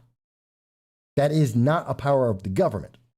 And again, I say, if the government can do this, why can't they do anything else? Where does the line stop? Because as we've been going through this process, the government has taken more and more and more power. We were told we only had to give up our rights for 15 days. Today is May 23rd, 2021. I'm still dealing with the initial problem. We haven't even gotten to the consequences of what they did when they told us for 15 days, which has turned into more than a year. We haven't even gotten to the consequences of that. And if you think unemployment is the only consequence, you have not thought about the psychological impact on millions of people. There is a reason why on this program we start off and we have the suicide hotline and the domestic abuse hotline phone numbers on there every week since this has started. Because this is one of the consequences. We have highest numbers of suicides because of this process. We've had more people on drugs and taking overdoses, 81,000 people high of number of overdoses in America because of COVID-19, because of the consequences of this. Our economy is destroyed. We're going into a greater recession than people have seen in probably their lifetimes, and probably closer to the stagflation of the 1970s because of the consequences of this. Because it was handled poorly, because we have no leadership. Alex mentions that you do understand there are many people who are against the COVID vaccine who would also condemn you for not vaccinating your children. I do not question that. And I'm not saying that's not hypocritical. I'm saying that's a personal choice. I'm not advocating for or against. That's not my choice. But I am highlighting, what I am saying is, have the facts available. And the facts that we have available are, we have gone through a process that we have never done before. We don't release drugs in this manner. We don't release vaccines in this manner. There are many reports, both for adults and now, as we're seeing it, for younger children who are having adverse reactions. We do know that this is something that is 98% survivable. Without a vaccine, without anything else, you have a 98% survivable rate. And that is adjusted, of course, by your age group and other factors. And if you happen to be 70 and above, and especially if you have pre-existing conditions, and in general, the comorbidity rate is 2.6 or additional factors affecting your health besides COVID, then you're in the highest risk categories. That is absolutely true. You get to make that choice yourself, but it is your freedom that allows you to make that choice, not the government mandating and telling you this is what you're going to do because you have no other choice. There is a substantial difference, and that substantial difference doesn't end with just this. Nothing the government does ever ends just there. You've heard the government say, well, we're only going to spend $15 million, and we spend billions. We're only going to have this program for a year. It's here for a lifetime. This law won't really affect you. It affects everyone. We have seen this over and over again. And we're told, no. But we're always told that it's okay. It won't be bad. It will only be temporary. The government's only doing this in your best interest. And every single time that we have been told these things, that isn't the truth. So I am saying, start with the truth first. This isn't the end. The consequences have only just started, and you need to make an educated decision for yourself and for your family, and the government is not the answer to this at all. Does that make sense for you, Alex? And again, I want to make sure, Alex, am I answering that for you? Is it clear? Because if it's not, I want to make sure it is clear on what my position is. I can't speak for other people. I'm not going to. I can speak for the data, and I am showing you the data, the science, the facts that I'm presenting to you. And I know that Facebook and the other internet overlords hate that, and they don't want you to have that, which is why they don't show you that data. But I'm telling you, here's the data. Make your choice. Do I have a preference? Absolutely. I prefer freedom. Is that a double-edged sword? Is there a problem with freedom? There always is. There is always a negative outcome that comes from freedom because someone will abuse it, or there will be a consequence that you cannot take into account that could happen. And I'd rather have the freedom, plus minus the consequences, than to be subservient to a government that I know always gets it wrong, because we have far too many politicians who are more worried about power and re-election than they are about the people they're supposed to be serving, because they think they can order us and that they are somehow better than us and they have more rights and more privileges than we do. That's where my problem is. And I have known far too many politicians on the right, on the left, in the center. I know politicians in every political party throughout not just my small region of New York State, but across the country. I've known, spoken to, and am friends with, in some cases, many politicians. And I can tell you, the overwhelming majority of them are no smarter, no better, they are exactly the same as the next person you meet walking down the street. And yet we laud these individuals as if they are some kinds of geniuses, and they aren't. Half of these people can't fix a tire, and we're treating them like they're scientific geniuses. What degree does Cuomo have in science, any science whatsoever, where he can then turn around and say, well, no, New York State needs to do this because it violates and goes exactly opposite the recommendations of the CDC. Please show me his medical degrees, his scientific degrees that gives him the qualifications to make that kind of decision, because he doesn't have them. So yeah, I have problems with some of these people. And I don't like the fact that and if they were so right, if their position was so correct, why are they trying to sell me? Why are they spending $5 million? Why are they giving me a gimmick? Why are they trying to sell this idea under a gimmick to get me to do it? If it's actually that good, it should be pretty apparent. It should be something that we can all accept. You don't need to have hundreds of $1,000s worth of commercials across the state on every outlet possible and trying to give me free money, which is actually costing me more money because of taxes, and to give me lotteries that are going to cost me more money because of taxes and are going to hurt because of the businesses that we've lost. And you're going to try and sell me this. That's a gimmick. That's a sales pitch. And a bad one at that. That's how you sell lemon cars. That's not how you try and educate me on medicine. They're not trying to educate you. They're trying to sell you. They're trying to buy you. That's my impression of that, Alex. And Alex, if you disagree with me, I respect that.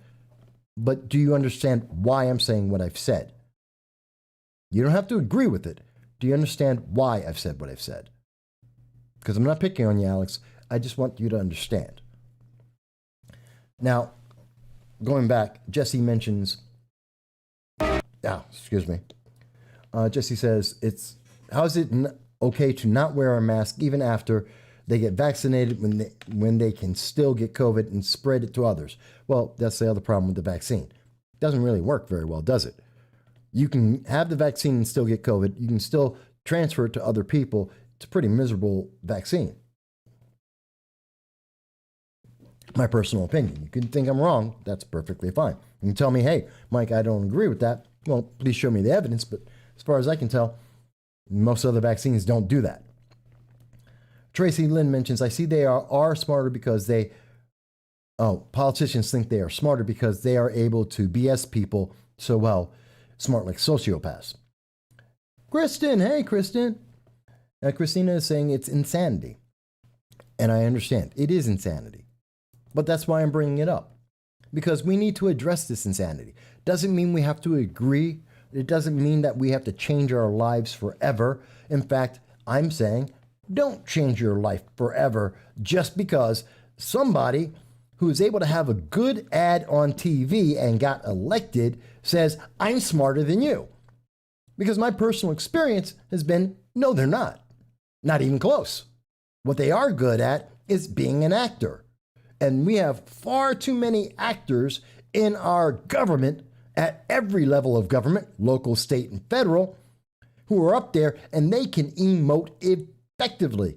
And they're really good at trying to emotionally manipulate you so that they can get more power and get more secure in their position while you suffer. That doesn't mean I'm right. But I bet you I'm closer to the truth with that statement than anything you're hearing from politicians right now. Hot Chicks, hey Hot Chicks, says, if it's not approved for animals, why the hell should I take it? That's nuts. It was initially, you couldn't, remember when they first came up with these vaccines, it was not going to be allowed for anyone who was under age of 16 because people under 16 have adverse reactions to vaccines and they didn't need it. That was the initial reports. Go back and look at the evidence. The initial reports were 16-year-olds and under didn't need it and they shouldn't have it. Now we've changed that position. I don't understand why. Philip Price joins us. Hello, Philip. From what I understand, your experience is also not winning elections either. No, I had one election. I didn't win it. And what's your point, Philip? It's actually public knowledge, and if you want me to say it again, I'll say it again. I ran an election. I lost. And how does that change my intelligence, my capabilities, the information I am providing to you from credible sources, the discussion that I am having right now? If that has no relevance to what we're saying, then all you're trying to do at this moment is to discredit me because you think I will be embarrassed by the fact that I attempted to become a politician to better my community. And when I failed in that, I am still attempting to better my community. And by the way, look for an announcement coming on or about May 25th about how I am continuing to improve my community. So unless that's relevant, all you're trying to do is embarrass me. You can't. But if it is relevant, please explain to me how my ability to win or lose an election has anything to do with what we're speaking about today. That's what I want to hear from you, Philip. Answer that. Because otherwise, it's irrelevant and you're just trying to embarrass me and you can't. By the way, Philip, what election did you run for? I don't remember. Anyway, that being said, let's move forward. And again, I'm not picking on Alex. I don't want anyone to pick on Alex. This is about conversations. We all don't have to agree. He's asked good questions. I hope I've given good answers on why I believe what I believe and the evidence and the information that is available. He may not like it. He may not agree with it. And that's okay. I just want people to realize we don't have to agree. Let me go on, because there's something else that I wanted to talk about today. What's going on with our country? This is a commercial, and I think Ted Cruz and some others have put it out there. This is our army, and we know that in the last month, actually a month and a half, the Chinese government, the communist government of China, has decided that they need to be more masculine, and they have enforced that in their military. We see that the Russian army right now is going out and they're having ads and they're demanding and insisting and promoting a very masculine, very strong military. And that's not to say that either the Russian or the Chinese don't have women in their military. They do have some, but they have a lot more men. But what they're saying is we need to be more aggressive. And those nations have said they want to have militaries that are far more aggressive. The United States is saying we need to be more warm and fuzzy. Let me ask you, what do you think wins in a war? Being warm and fuzzy or being aggressive, being strong? Do you think a bunch of people who are more worried about their feelings are going to win a war, or a bunch of people who are going to follow orders and rush that machine gun nest? Now, I have a very particular, people, and by the way, I see the comment from Hot Chicks. I'm not trying to beat people. I'm not. But I am trying to bring up these points, and I want to make sure they're clear. And I'm not going to let things like what Philip did try and distract from that, because it's one of the worst forms of debate, quite honestly. But let's talk about this military. Do you think our military is being improved by becoming more warm, fuzzy, and less militaristic. Now, I'm a member of Marines. My family comes from a family of Marines, Army. We've served, men and women in my family. And I have to say, I believe in our military. I support our military.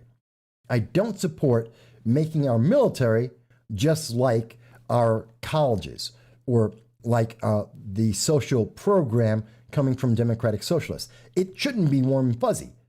The military is about having a very uniform mission, purpose, and ideology. And you don't have to like it, because the military isn't something that you're there for because you like it. It's because it's a duty. It has a very specific mission. That mission isn't nice. It never was nice. It's not supposed to be nice. That's not the purpose of a military. It's not meant to be warm and fuzzy. It's not supposed to be your next job opportunity. It is a duty, and it has a very clear purpose with a high risk. It is the ultimate sacrifice because it can lead to the ultimate sacrifice. So why do we want to make it like going down to, I don't know, the Wendy's down the block, the Five and Dime down the block, and getting a job there? It's not. The military isn't about your personal politics. It doesn't care. That's why you don't have rights. A lot of people don't realize this. When you join the military, when you swear the oath, you become subject to the UCMJ, the Unified Code of Military Justice. You no longer have rights. You no longer have the right to free speech. It's gone. You no longer have the right to privacy. It's gone. You don't get those rights. You give them up for the time that you are in the military. It is that extreme. It is not about freedom when you are in the military. When you have sworn in, you don't get freedom. You get the Unified Code of Military Justice, UCMJ. They are nothing like each other. So why are we trying to turn our military into a college? And I have to say, that's what I believe this is. We're turning this TikTok commercial that came out from the Army is trying to turn our military into a college. It's a summer camp. I'm sorry. This is not the message for the military. This is not what the military is about. It's not about trying to make you feel nice and conforming to your political ideologies and your preferences. It's about going out and killing people. Let's be honest. That's what the military is there. We're here to make sure that no one comes to America and kills us, and we go out and kill the people who want to come to America and kill us. That is the military's job, period. You don't have to like it. You don't have to agree with it. You're benefiting from it, but you don't have to like it. You don't have to agree with it, and it is what it is. That is a fact. So, should we be more warm and fuzzy?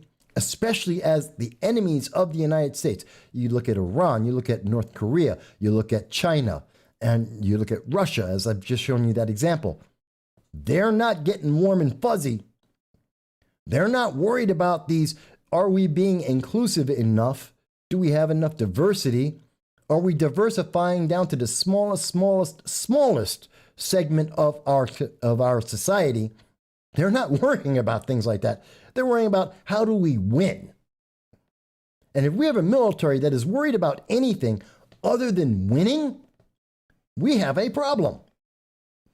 And if you disagree with me on that, that's okay. I'd love to hear that argument. Let me come back. Military leaders have always said you need to attack your enemy at the weakest point. Have you noticed that ever since Biden took office that our enemies have fired up the war machine? I wonder why this study wouldn't be happening. This stuff wouldn't be happening under a prior president. And I agree with that. I do believe that we've seen many missteps on military, foreign policy, international policy, on many levels. The Biden administration has completely made a mistake every single step of the way. And the world is reacting to that. world leaders are watching him stumble and fail and watching someone else take his place over and over again, they're paying attention to it. And that's why we're seeing the war. When America has weak leaders, there is more global violence. When we have strong leaders, there's less of it. That is just a fact. That's historic. Look it up. You will see that. American military is strong. We have a strong leader. World is more peaceful. Since World War II, that's how it works out. When we have weak leaders in place, then, our weak military, the world goes absolutely nuts. It's just a reality. Hot Chicks mentions COVID's just to soften up the civilian population and the recruits, but they made a bunch of kids rich. So what do? Buy the military? Police are cheap. I don't agree with that. Maybe it's democracy. Maybe. I don't know. I can't say that I have an answer for everything. And it's an interesting question you're posing. But I think that we are doing ourselves and our military and those who who volunteer to protect us, to allow us to have this conversation, to be the example of democracy and freedom in the world. We have done them a disservice, and a disservice when we have our military not focused on the job of being a military, and we have them more focused on trying to be some kind of cheerleading squad. It's just wrong. And we're doing a disservice. We are weakening our nation, I believe, and making it worse. Because if we're not focused on winning, then what are we really there for? If we have a military that's more worried about how people feel, you know what? No one has ever asked me when I was in the service, and everyone I have known who's been in service, military veterans I've known who've been in the most active of service to the least active, no one has ever asked us, do you want to really charge that machine gun nest? Do you really want to try and disable that mine, that IED? Do you really want to be shot at today by the enemy? By these fanatical terrorists somewhere in the world? No one has ever asked that, because the answer to that is no. No, I do not want that. No, I don't think that's fun. No, I'm not really interested in that. That's a stupid question, which is why no one ever asked that, because that's not what the military's there for. It doesn't care how you feel, because we already know what you feel. War is absolutely abhorrent. No one wants war. Least of all the people who actually are on the front lines and who actually understand what war means. What are the consequences of war? Because they are many, and they are far more than just pew, pew, pew. There's a lot of problems, both when you come back home and while you're there, economically as well as socially. There are a lot of problems. Nobody wants war if they have any kind of stable mind. But that's why no one in the military will ever ask you, how do you feel? They don't care, because we already know what the answer is. The question they want to know is, can we achieve the objective? Because that's what you're there for. And if we have a military that is not focused on the idea of this is how we achieve that objective, we lose that objective. And if we keep losing objectives, and if we have weak leaders who don't know how to point out what the objective is, then we are in big trouble. Big trouble. That's my personal opinion on that. And you may say, Mike, you just don't understand the military. And I'd say, yeah, I do. Yeah, I do. Both from my family, myself, and from many, many friends, yeah, I do. And I think that is a very accurate summary of both what the military is for those who have no idea and have never served, as well as for those who have served, and its mission and its purpose. And yet, we're being told, nope, it's supposed to be about fairy tales. Ooh, look at the fairy tale. The fairy tale. It's all wonderful. It's rainbows and unicorns. We all get along. We're all friends. The military? Yeah. It's just a day camp. You know what? Stop this. Stop this, folks. This is wrong. We're misrepresenting what the military is, what it does, and more importantly, we're making it weaker and incapable of doing its actual job. While we are watching our enemies gear up and saying, we're getting ready to do some damage. You can tell me I'm wrong. I don't think I am. I think it's very, very clear. But let me move on. I did want to talk about the Free Palestine rally, where 100 plus Binghamton people went to Binghamton University to promote terrorism. And I've said this publicly, I'll say it again. They went to support terrorism. The Free Palestine rally is a, hey, terrorism is good rally. That's how I felt about that. That's how I saw that. You may think I'm wrong, but I have said this on the program before, and I will say it again. Palestine's government is Hamas. Hamas is a global terrorist organization recognized around the world. It is not a question, it is a fact. Hamas is a terrorist organization that runs Palestine and attacks innocent civilians, most recently with 4,000 rockets targeting civilians for no reason other than their religious beliefs. And guess what? There are these people who are saying that's a good thing. I disagree. I think that is wrong. I do not support terrorism. I do not support terrorist organizations. You want to tell me that the Israeli government could be better? Sure, every government can be better. I have no problem trying to see how to make it better, but I will not support terrorists in that effort to make that government better. These are misguided individuals, and that's why I'm not surprised this happened at Binghamton University and not in the middle of the streets of the city of Binghamton. This is on a college campus where these privileged children are being taught a very specific way of looking at the world, which isolates and removes the reality of the actions they are doing and the consequences. You are supporting terror. And if you ask these kids, would you support terrorism and just kill moms and kids to be able to maybe get some extra rights for a group? They would tell you, I believe, most of the time, no.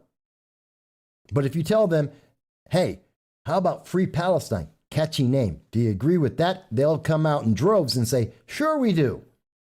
Without realizing you're supporting terror. You're supporting global terror. You are supporting people who kill moms and kids indiscriminately just because they can. They are sad. This is sad. Now you can tell me, Mike, I think you're wrong. I think, Palestinians need to have more rights. Fantastic. But don't do it with terrorism. Don't support terror just to get a few more rights. That's wrong. I disagree with that. I absolutely disagree with that. Tracy mentions that we're being told things by people who have never served. They have no idea. Well, that's true. And that's also part of the reason why I think these kids have never served. Or let me rephrase that. I am led to believe that overwhelmingly, the kids who are probably in this protest have more than likely, I have high confidence in saying, have never served in the military. In fact, most of these kids have never lived outside the United States. They are highly privileged, many of these students, and they don't realize the consequences of their actions.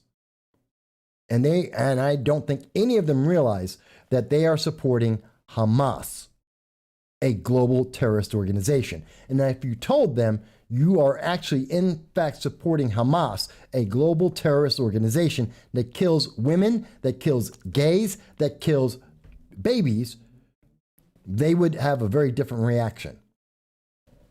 And I am absolutely sure none of their teachers, nobody around them is telling them, by the way, Hamas would kill transgenders, Hamas would kill gays, Hamas would kill women if they don't do exactly what they're supposed to do according to various religious beliefs and that women shouldn't be educated.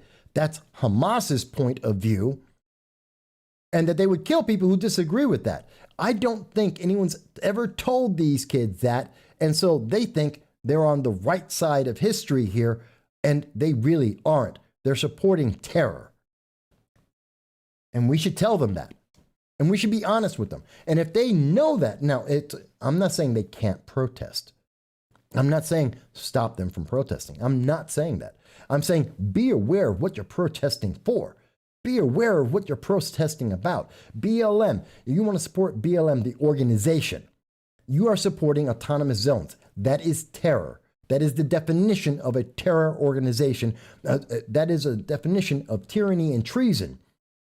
Breaking every law on the local, state, and federal level. That is treasonous. If you still want to support that, fantastic, go right ahead. You're an American citizen, you have that right. But know that when you do that, you are committing treason. We should be honest with people about that. When you want to support Palestine, you're supporting Hamas, a global terror organization. I'm not telling you not to do it, but I am telling you, you are supporting global terror. You are killing people with your support, and you should be aware of that. And if you choose to do that anyway, please do, but I think that's a very low way to live. That's my personal opinion. Hot Chicks mentions that she doesn't think it's even legal to give Iran that much money given their history. Yes, it is. In 2015, the Obama administration gave $150 billion to Iran. They are looking for similar numbers now for the Iran nuclear deal. So, yeah, we can give them billions of dollars. And that's something our government allows. There is actually no limit that we can give. And we gave $235 million to Palestine. And they bought rockets. That these kids are supporting. Hey, Dal, I do see you there. It's good to see you. All right, let me ask another question. Because it seems when I talk about the military, a lot of people don't know what the military is. Or they have a misrepresentation of what they think the military is supposed to do. And we have been sold on this idea as a nation more and more that somehow the military is some kind of warm, fuzzy place where a bunch of buddies together. It's like it's a sorority or it's a fraternity, which it isn't. Yeah, you missed a whole lot there. There's a lot. But I want to talk about, and I've been asking the question, who's running this? Who's running our military that they're allowing us to think of the military as some kind of slumber party, some kind of military, some kind of warm, fuzzy group event rather than an actual military, even as our enemies are gearing up? Who's in charge of things as they're trying to give injections to our children, the most vulnerable group in our nation, without knowing what the side effects are? Who is it that's running this nation that is deciding that they need to, and I want to emphasize this again, that they are taking children in the middle of the night and they are shipping them around this nation and not telling the American people about this. And these are the illegal immigrant children that are at our southern border right now. And they're dispersing them around the nation so that the government can turn around. I guarantee you they will do this. They will turn around and they will say to the American people, we fixed the crisis. There is no more crisis because they moved the kids around, didn't tell you about it, and it still cost you money. It's your taxes at risk. Who is in charge of this craziness? Who is in charge of the craziness of telling us that there has never been a change in the Democratic Party from what it exists as today as compared to what it was in 1970, 1980, 1990, 2000, 2010, that it's never changed its position. It's always been this crazy, radical, democratic, socialist, progressive ideology. And everything is bad in the country because, well, Republicans changed. And they were the only ones to change, which is stupid. So that brings me to right up to the point of talking about Biden. Who's in charge of this nation? Who's in charge? Because you might think this guy is in charge. And I am going to give you a reason to believe, or why I believe, that is not true. He is not in charge. And it's not because he doesn't know how to drive a car. Or rather, he's driving a car that doesn't seem to be able to be driven. See it, sir. You know, as he turns the wheel and the car goes straight. So that's not it. No. That's not why I think it's a problem. I think that this guy, Joe Biden, is not in charge. Not just because when he told the nation, and remember this, look this up, when he said on Friday that there was a crisis at the southern border, the White House came out and corrected him and said, Joe Biden's wrong about the Biden policy about the southern border. He doesn't know the correct position. The White House position is it is a challenge. So he is corrected by his own White House on what he's saying is the policy and the nature of the situation in the United States. We've seen this man have to go through, we have seen and documented this, and many of the news media, the left-leaning news media, have identified since February that the White House requires, that this man is supposed to be requiring that every question has to be given in advance, that they have to get an okay to tell the American people about quotes from this administration, and that they can kill the story if they don't like it, that they have power over who's asking the question, what question they are asking, what answer they get, and what answer they can tell you, the American people, about. This guy isn't in charge. This guy is the guy who's standing up sometimes. You want me to prove it? Let me prove it as definitively as I can. This is a video from the White House. So if someone wants to tell me, well, there's no credibility here, it's from the White House. I'm going to show you my evidence from the White House itself. The White House says, this is their video, President Biden participates in an expanded bilateral meeting with H.E. Moon Jae-in. By the way, H.E. Moon Jae-in is the president of South Korea. So that would be his equivalent, a president to another president, which is normally how we see these meetings. When Macron comes from France, he comes over to see President Biden, or President, whoever is the president at the time. When we go to England, we see the Queen and we see the Prime Minister. We have a very clear protocol. We see the leaders of nations. So the leader of South Korea came to the United States, and according to the White House, Biden participates in an expanded bilateral meeting. He participates. He is not there running the meeting. He is not there primarily for the meeting. He is participating. This is from the White House, and they turned off the comments because too many people might have noticed what I just noticed. Because it is my honor on that same day, the White House, same day, May 21st. You think I'm wrong? Look at the dates. May 21st. Let's look at the other one. May 21st. On the same day, the White House, again, that's my source. The White House says Vice President Harris hosts H.E. Moon Jae-in, president of the Republic of Korea. So the host of the meeting between South Korea and the United States in the United States is not the president. It is not Joe Biden. It's Kamala Harris. Why is the vice president doing this? You've never seen this before. You have not seen this ever before. Can you name any other time when a leader of the world has come to America and not been hosted by the president, where the president is not leading the discussion? When has the vice president ever been that person? In fact, why is the vice president with the president all the time? Aren't they supposed to be separated in case something happens, like some crazy nut tries to take out the president? You don't want them to take out the vice president at the same time, which is why they are almost never at the same place at the same time, except only in the Harris-Biden administration, where we see Harris is always with Biden everywhere in the world and speaking to every single leader, while Biden is busy driving an electric truck. We see that Harris is busy actually having the conversations over and over again.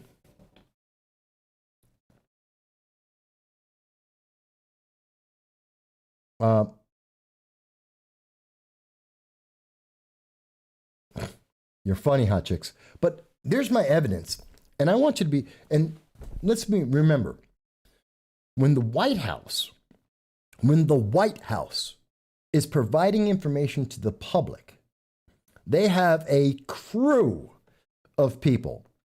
They have a team of people who get paid well over $250,000 a piece, some of the best in the industry, to be able to put out the messaging to make sure that it is absolutely correct, that they are getting exactly the message, the idea that they want put out to the public, to make sure that everyone knows exactly what they're saying, because they know they will be scrutinized. It isn't just some guy like me, one guy writing up a headline.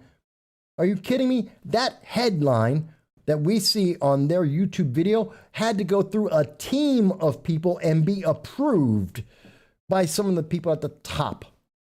This isn't just some guy let me type out whatever I want. No, this is an approved message, because they want this to say exactly what they want it to say, to get you across the message they want you to have, which is that Kamala Harris is in charge and Joe Biden is in the background.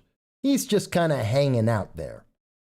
That he has no influence whatsoever. And this message, I guarantee you, is not for you and me. It's not for the average person in America. This message is going out to the leaders of the world, that they are telling them from the White House, Joe Biden isn't the one in charge. Kamala Harris is the one in charge. She's who you're going to talk to. When we go across overseas, when she goes across overseas, when you come to America, you're going to be talking to Kamala, not to Biden. Because Biden's not the guy in charge. He's participating. She's hosting. I don't know how to make it more clear than that. How it isn't more obvious than that. And it's not like she's that much better at this. I mean, look at the Daily Mail. It would be racist if this was a Republican. Kamala Harris is condemned for wiping her hand on her trousers after shaking it with South Korean president. Let's see. Who is the real POTUS? South Korea's president gets the Kamala Harris treatment without the participation of Biden. And another major ally of the U.S. gets downgraded for bilateral talks to the VP. This is coming from Trish Reagan, who is an award-winning journalist. So there you go. We have a journalist who is a blue check on Twitter. Do you think I'm wrong? They're saying the same thing.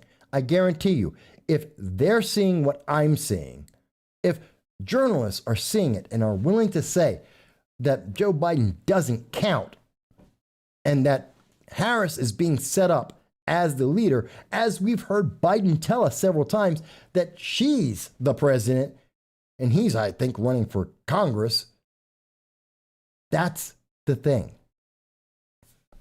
Dow mentions that I suspect even Harris takes marching orders only because she is slightly more articulate than Biden. She may well be, because I don't know that she's any better. First thing we got to do is debug the campuses, and I think we should. And Hot Chicks goes on to say that the cops are going to hate that. Well, maybe because of all the classified information. But Dow, I think you're right. Is she better? Is she more independent? I don't think so. Because if she was... There was also a shocking performance by Kamala Harris.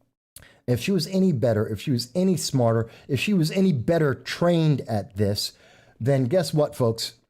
You would never have seen this incident. And this is from Australia.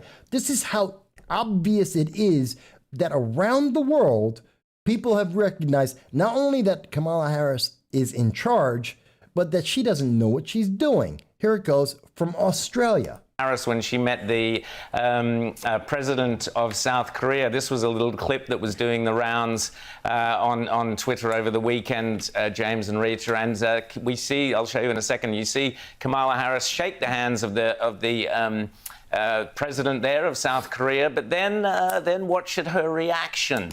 Have a look here.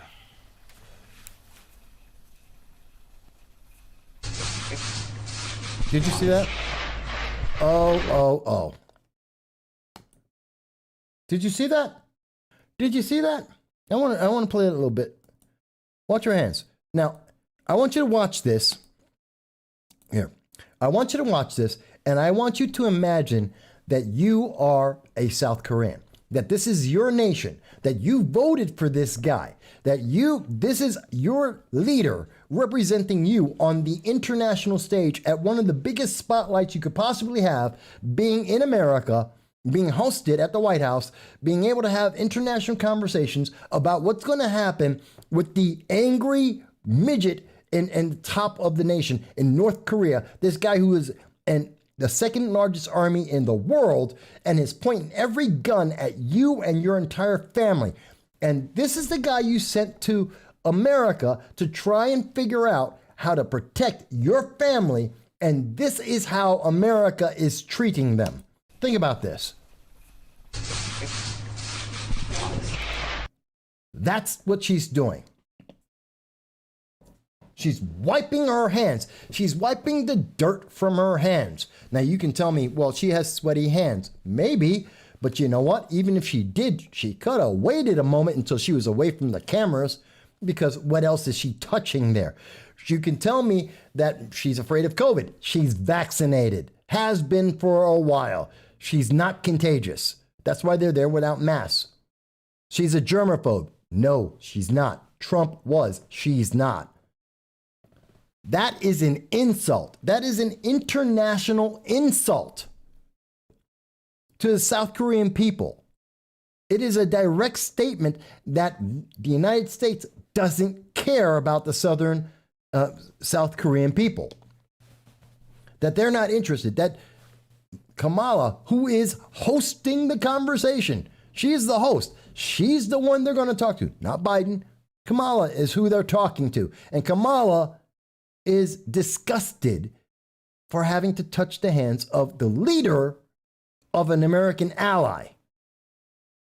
That's the message that is going out around the world. And if you don't think North Korea is saying that right now, if you don't think China is saying that to its people right now, if you don't think that the people in Russia, in Venezuela, in Cuba are not saying that right now, then you don't understand international politics, because that's the message they're saying. And everyone's looking at it, the unedited American feed, and they're saying, well, gee, yeah, it's true. No wonder America has a race problem. No wonder America has just been talking about the Asian black issue. And how do you think that's going to work out for us? Tracy had mentioned before the election, her husband had said to her that these things would happen, that the things people who disagree with him have said to him. And I've been saying it since before the election as well, Tracy. Your husband's right. Hot Chicks mentions that, Jesse mentions that this is so racist. Dow mentions that Harris, ugh, sweaty man palms. That's funny. Hot Chicks likes Kamala. Okay. And you can. I'm not saying she's a bad person. Well, actually, I have said that in the past. Some of her actions do indicate that she's a bad person. The way she entered politics, the way she got to power in politics is not indicative of a person with a pure heart, or at least a heart that's purely good, and indicates this is someone who would do anything for power. And what I am looking at here, and what you are looking at here, is a signal. This is a problem. There is no excuse. There is no reason that no matter what's wrong, she has sweating man palms, she's afraid of germs, she's worried about COVID. There is absolutely no reason that she couldn't wait the extra 45 seconds to step off that podium and have one of her aides give her a hand wipe, spritz her hand with, what do you call the antibacterial. There is absolutely no reason why she couldn't have waited to not create an international incident that indicates that she despises and is disgusted with one of our strongest allies in Asia and someone who we need to be on our side, considering North Korea has nuclear weapons. And when we do things like this, North Korea goes crazy. They take stupid actions. They have a horrible, Kim Jong-un is a psycho. That kid will shoot off missiles at the drop of a hat just so he can get an extra bottle of scotch. This is my understanding. This is my opinion about Kim Jong-un. And I could be wrong. But his actions, his international diplomacy normally starts and ends with, I'm firing a rocket right now, and I'm a nuclear power.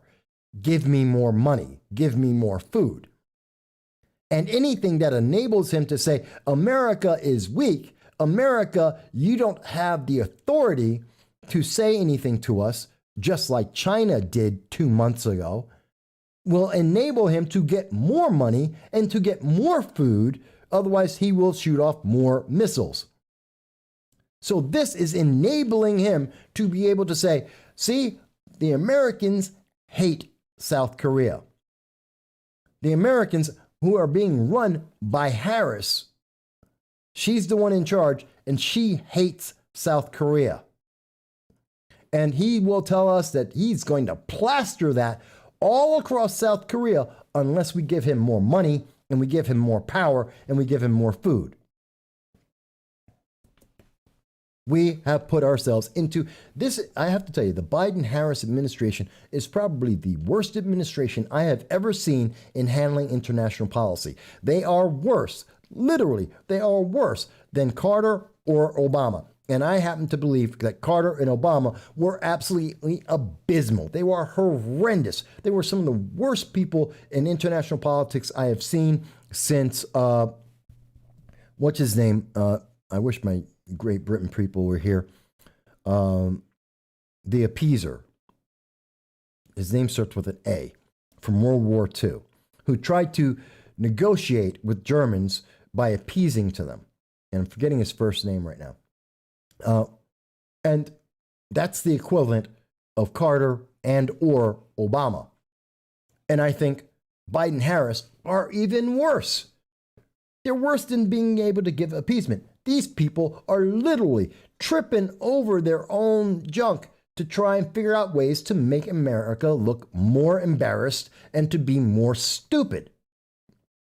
Chamberlain, that's it, Chamberlain. Thank you, Hot Chicks. It was Chamberlain. Going back to the comments, Dow mentions that she could have waited to get the podium to sanitize. It would have been better optics to wait a few seconds if she cared more about actual diplomatic relations. Of course. Hot Chicks mentions if he wants money, he's got to sign something. Who? North Korea? No, he doesn't. He didn't under the Obama administration. He's not going to now. He's just going to shoot off a couple of missiles and threaten, and you'll see that the Biden-Harris or Harris-Biden, however you want to look at it, administration is going to buy him off with a bunch of some aid shipments of food and money. And he wins. That's what he's looking for. That's what North Korea is always looking for. And he's already said he has no confidence in the Biden administration. He's already said that. He said that right after Vladimir Putin embarrassed Biden, right after China scolded the United States on international TV.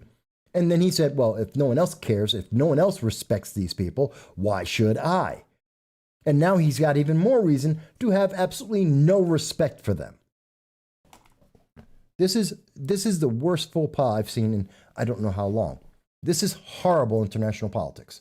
Jesse mentions that handshakes between world leaders are more focused on than any other interaction, considering that it's the point of physical contact that is subjective to that relationship in that moment. Even Trump shook Putin and Kim's hands without wiping it because he knew how important it was. And he's a germaphobe.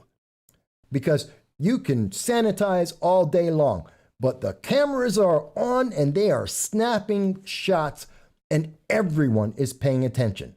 If you don't have a smile on your face or at least a straight face that doesn't show any kind of emotion, and you make a firm handshake, and if you don't do that, everyone in the world is looking and saying, and this is what that means. And they're going to use it to their advantage.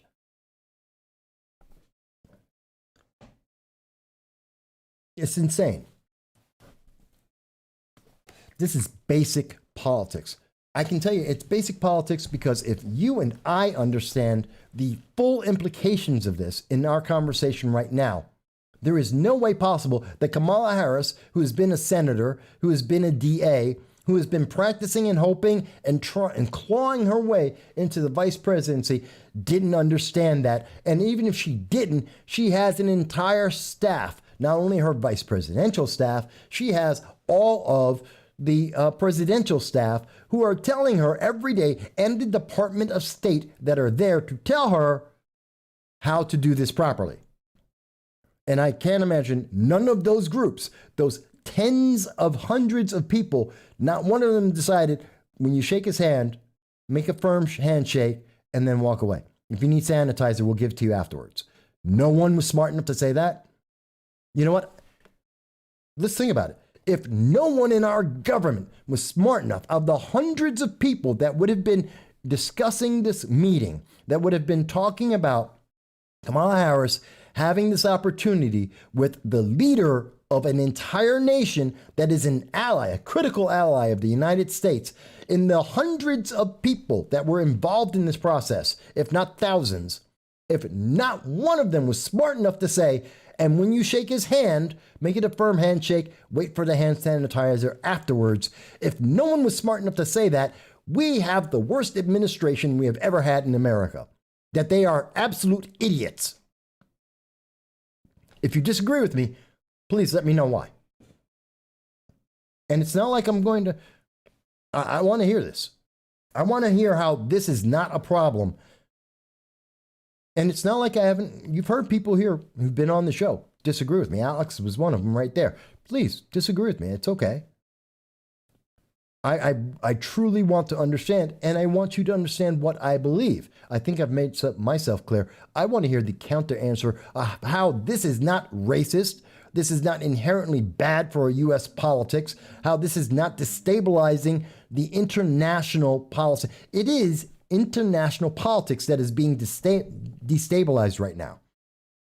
Not just because of this one incident, although that's not good, but when you start adding up all of the problems and the missteps, moving troops into Syria without telling the world about it, going and telegraphing when we're leaving Afghanistan, but not leaving Syria, to incite nations like we're inciting Russia and China.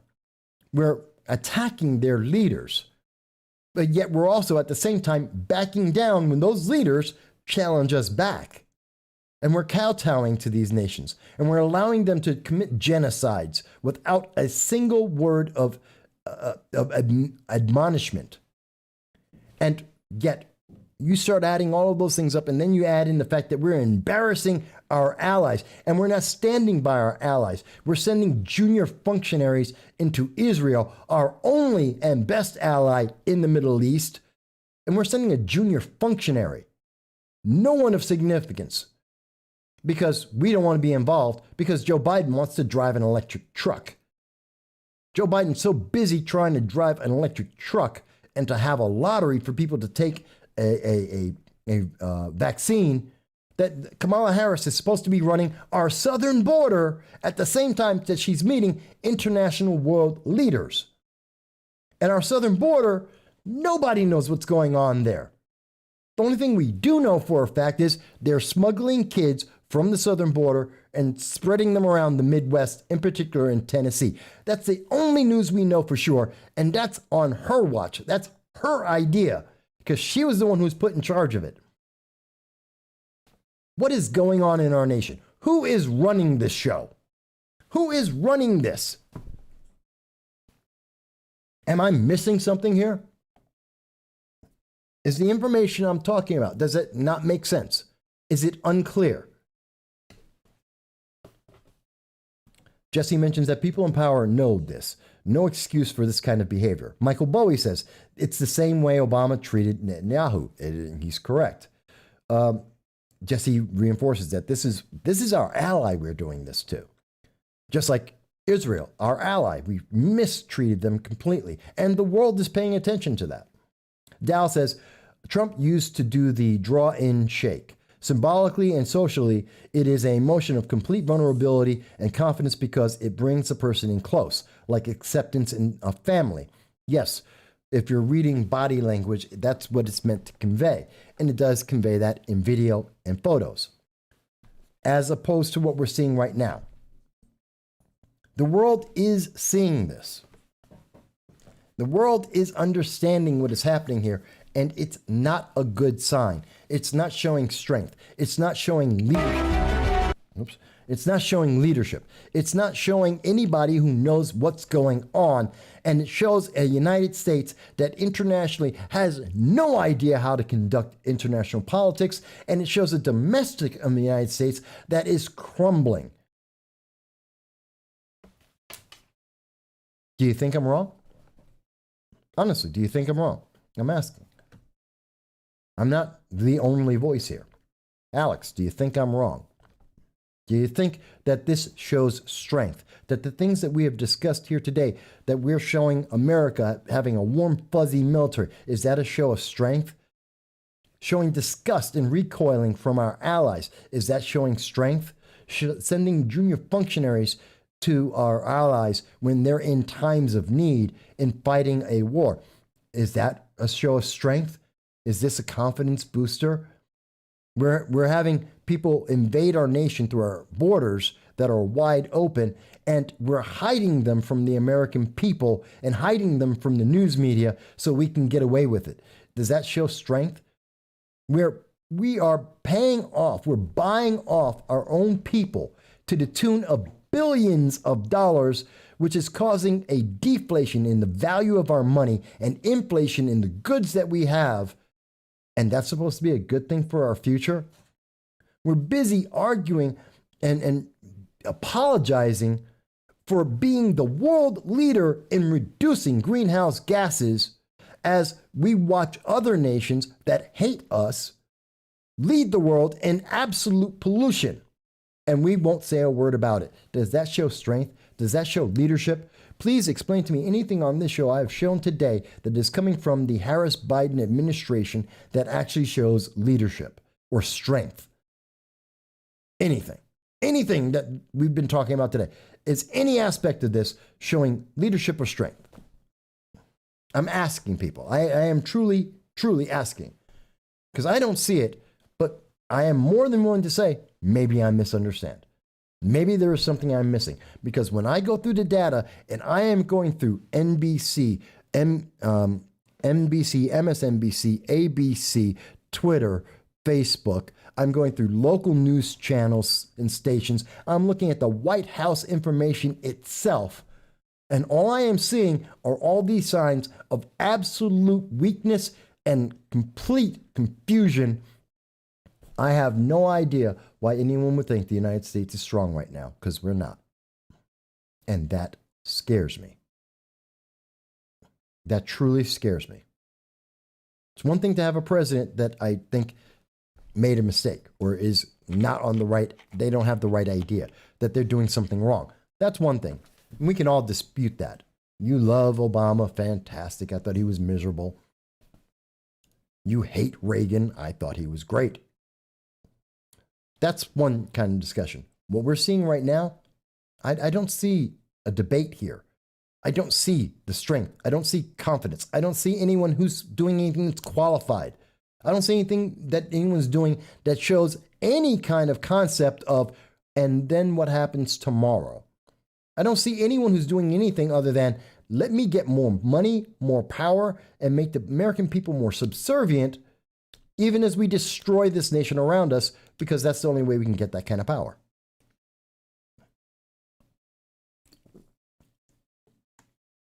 Maybe you disagree. And that's fine. But again, what I will say is, it's been 2.5 hours, so I do want to thank you for this. Now, if you found any of this to be interesting, informative, if you like it, please like and share. Please, please. After the conversation today, we may not be on air tomorrow. We could have YouTube or Facebook wipe out our channels completely.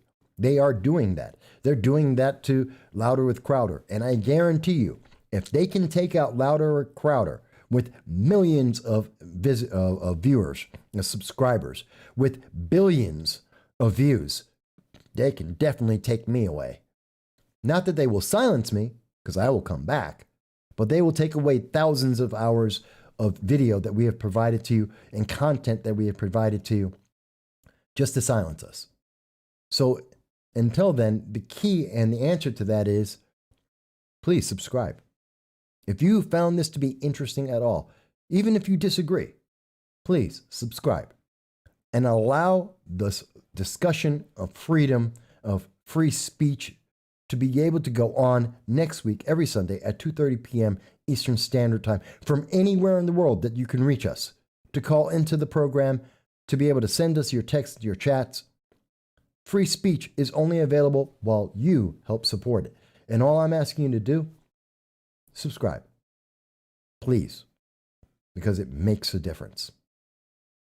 Folks, I love you all.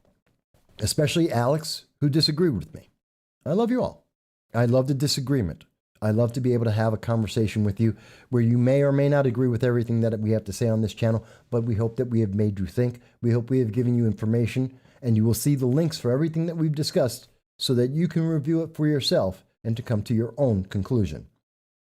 We look forward to seeing you next week, as long as the internet overlords allow us to speak with you more about all the things that matter to you. And until then, I want you to be well.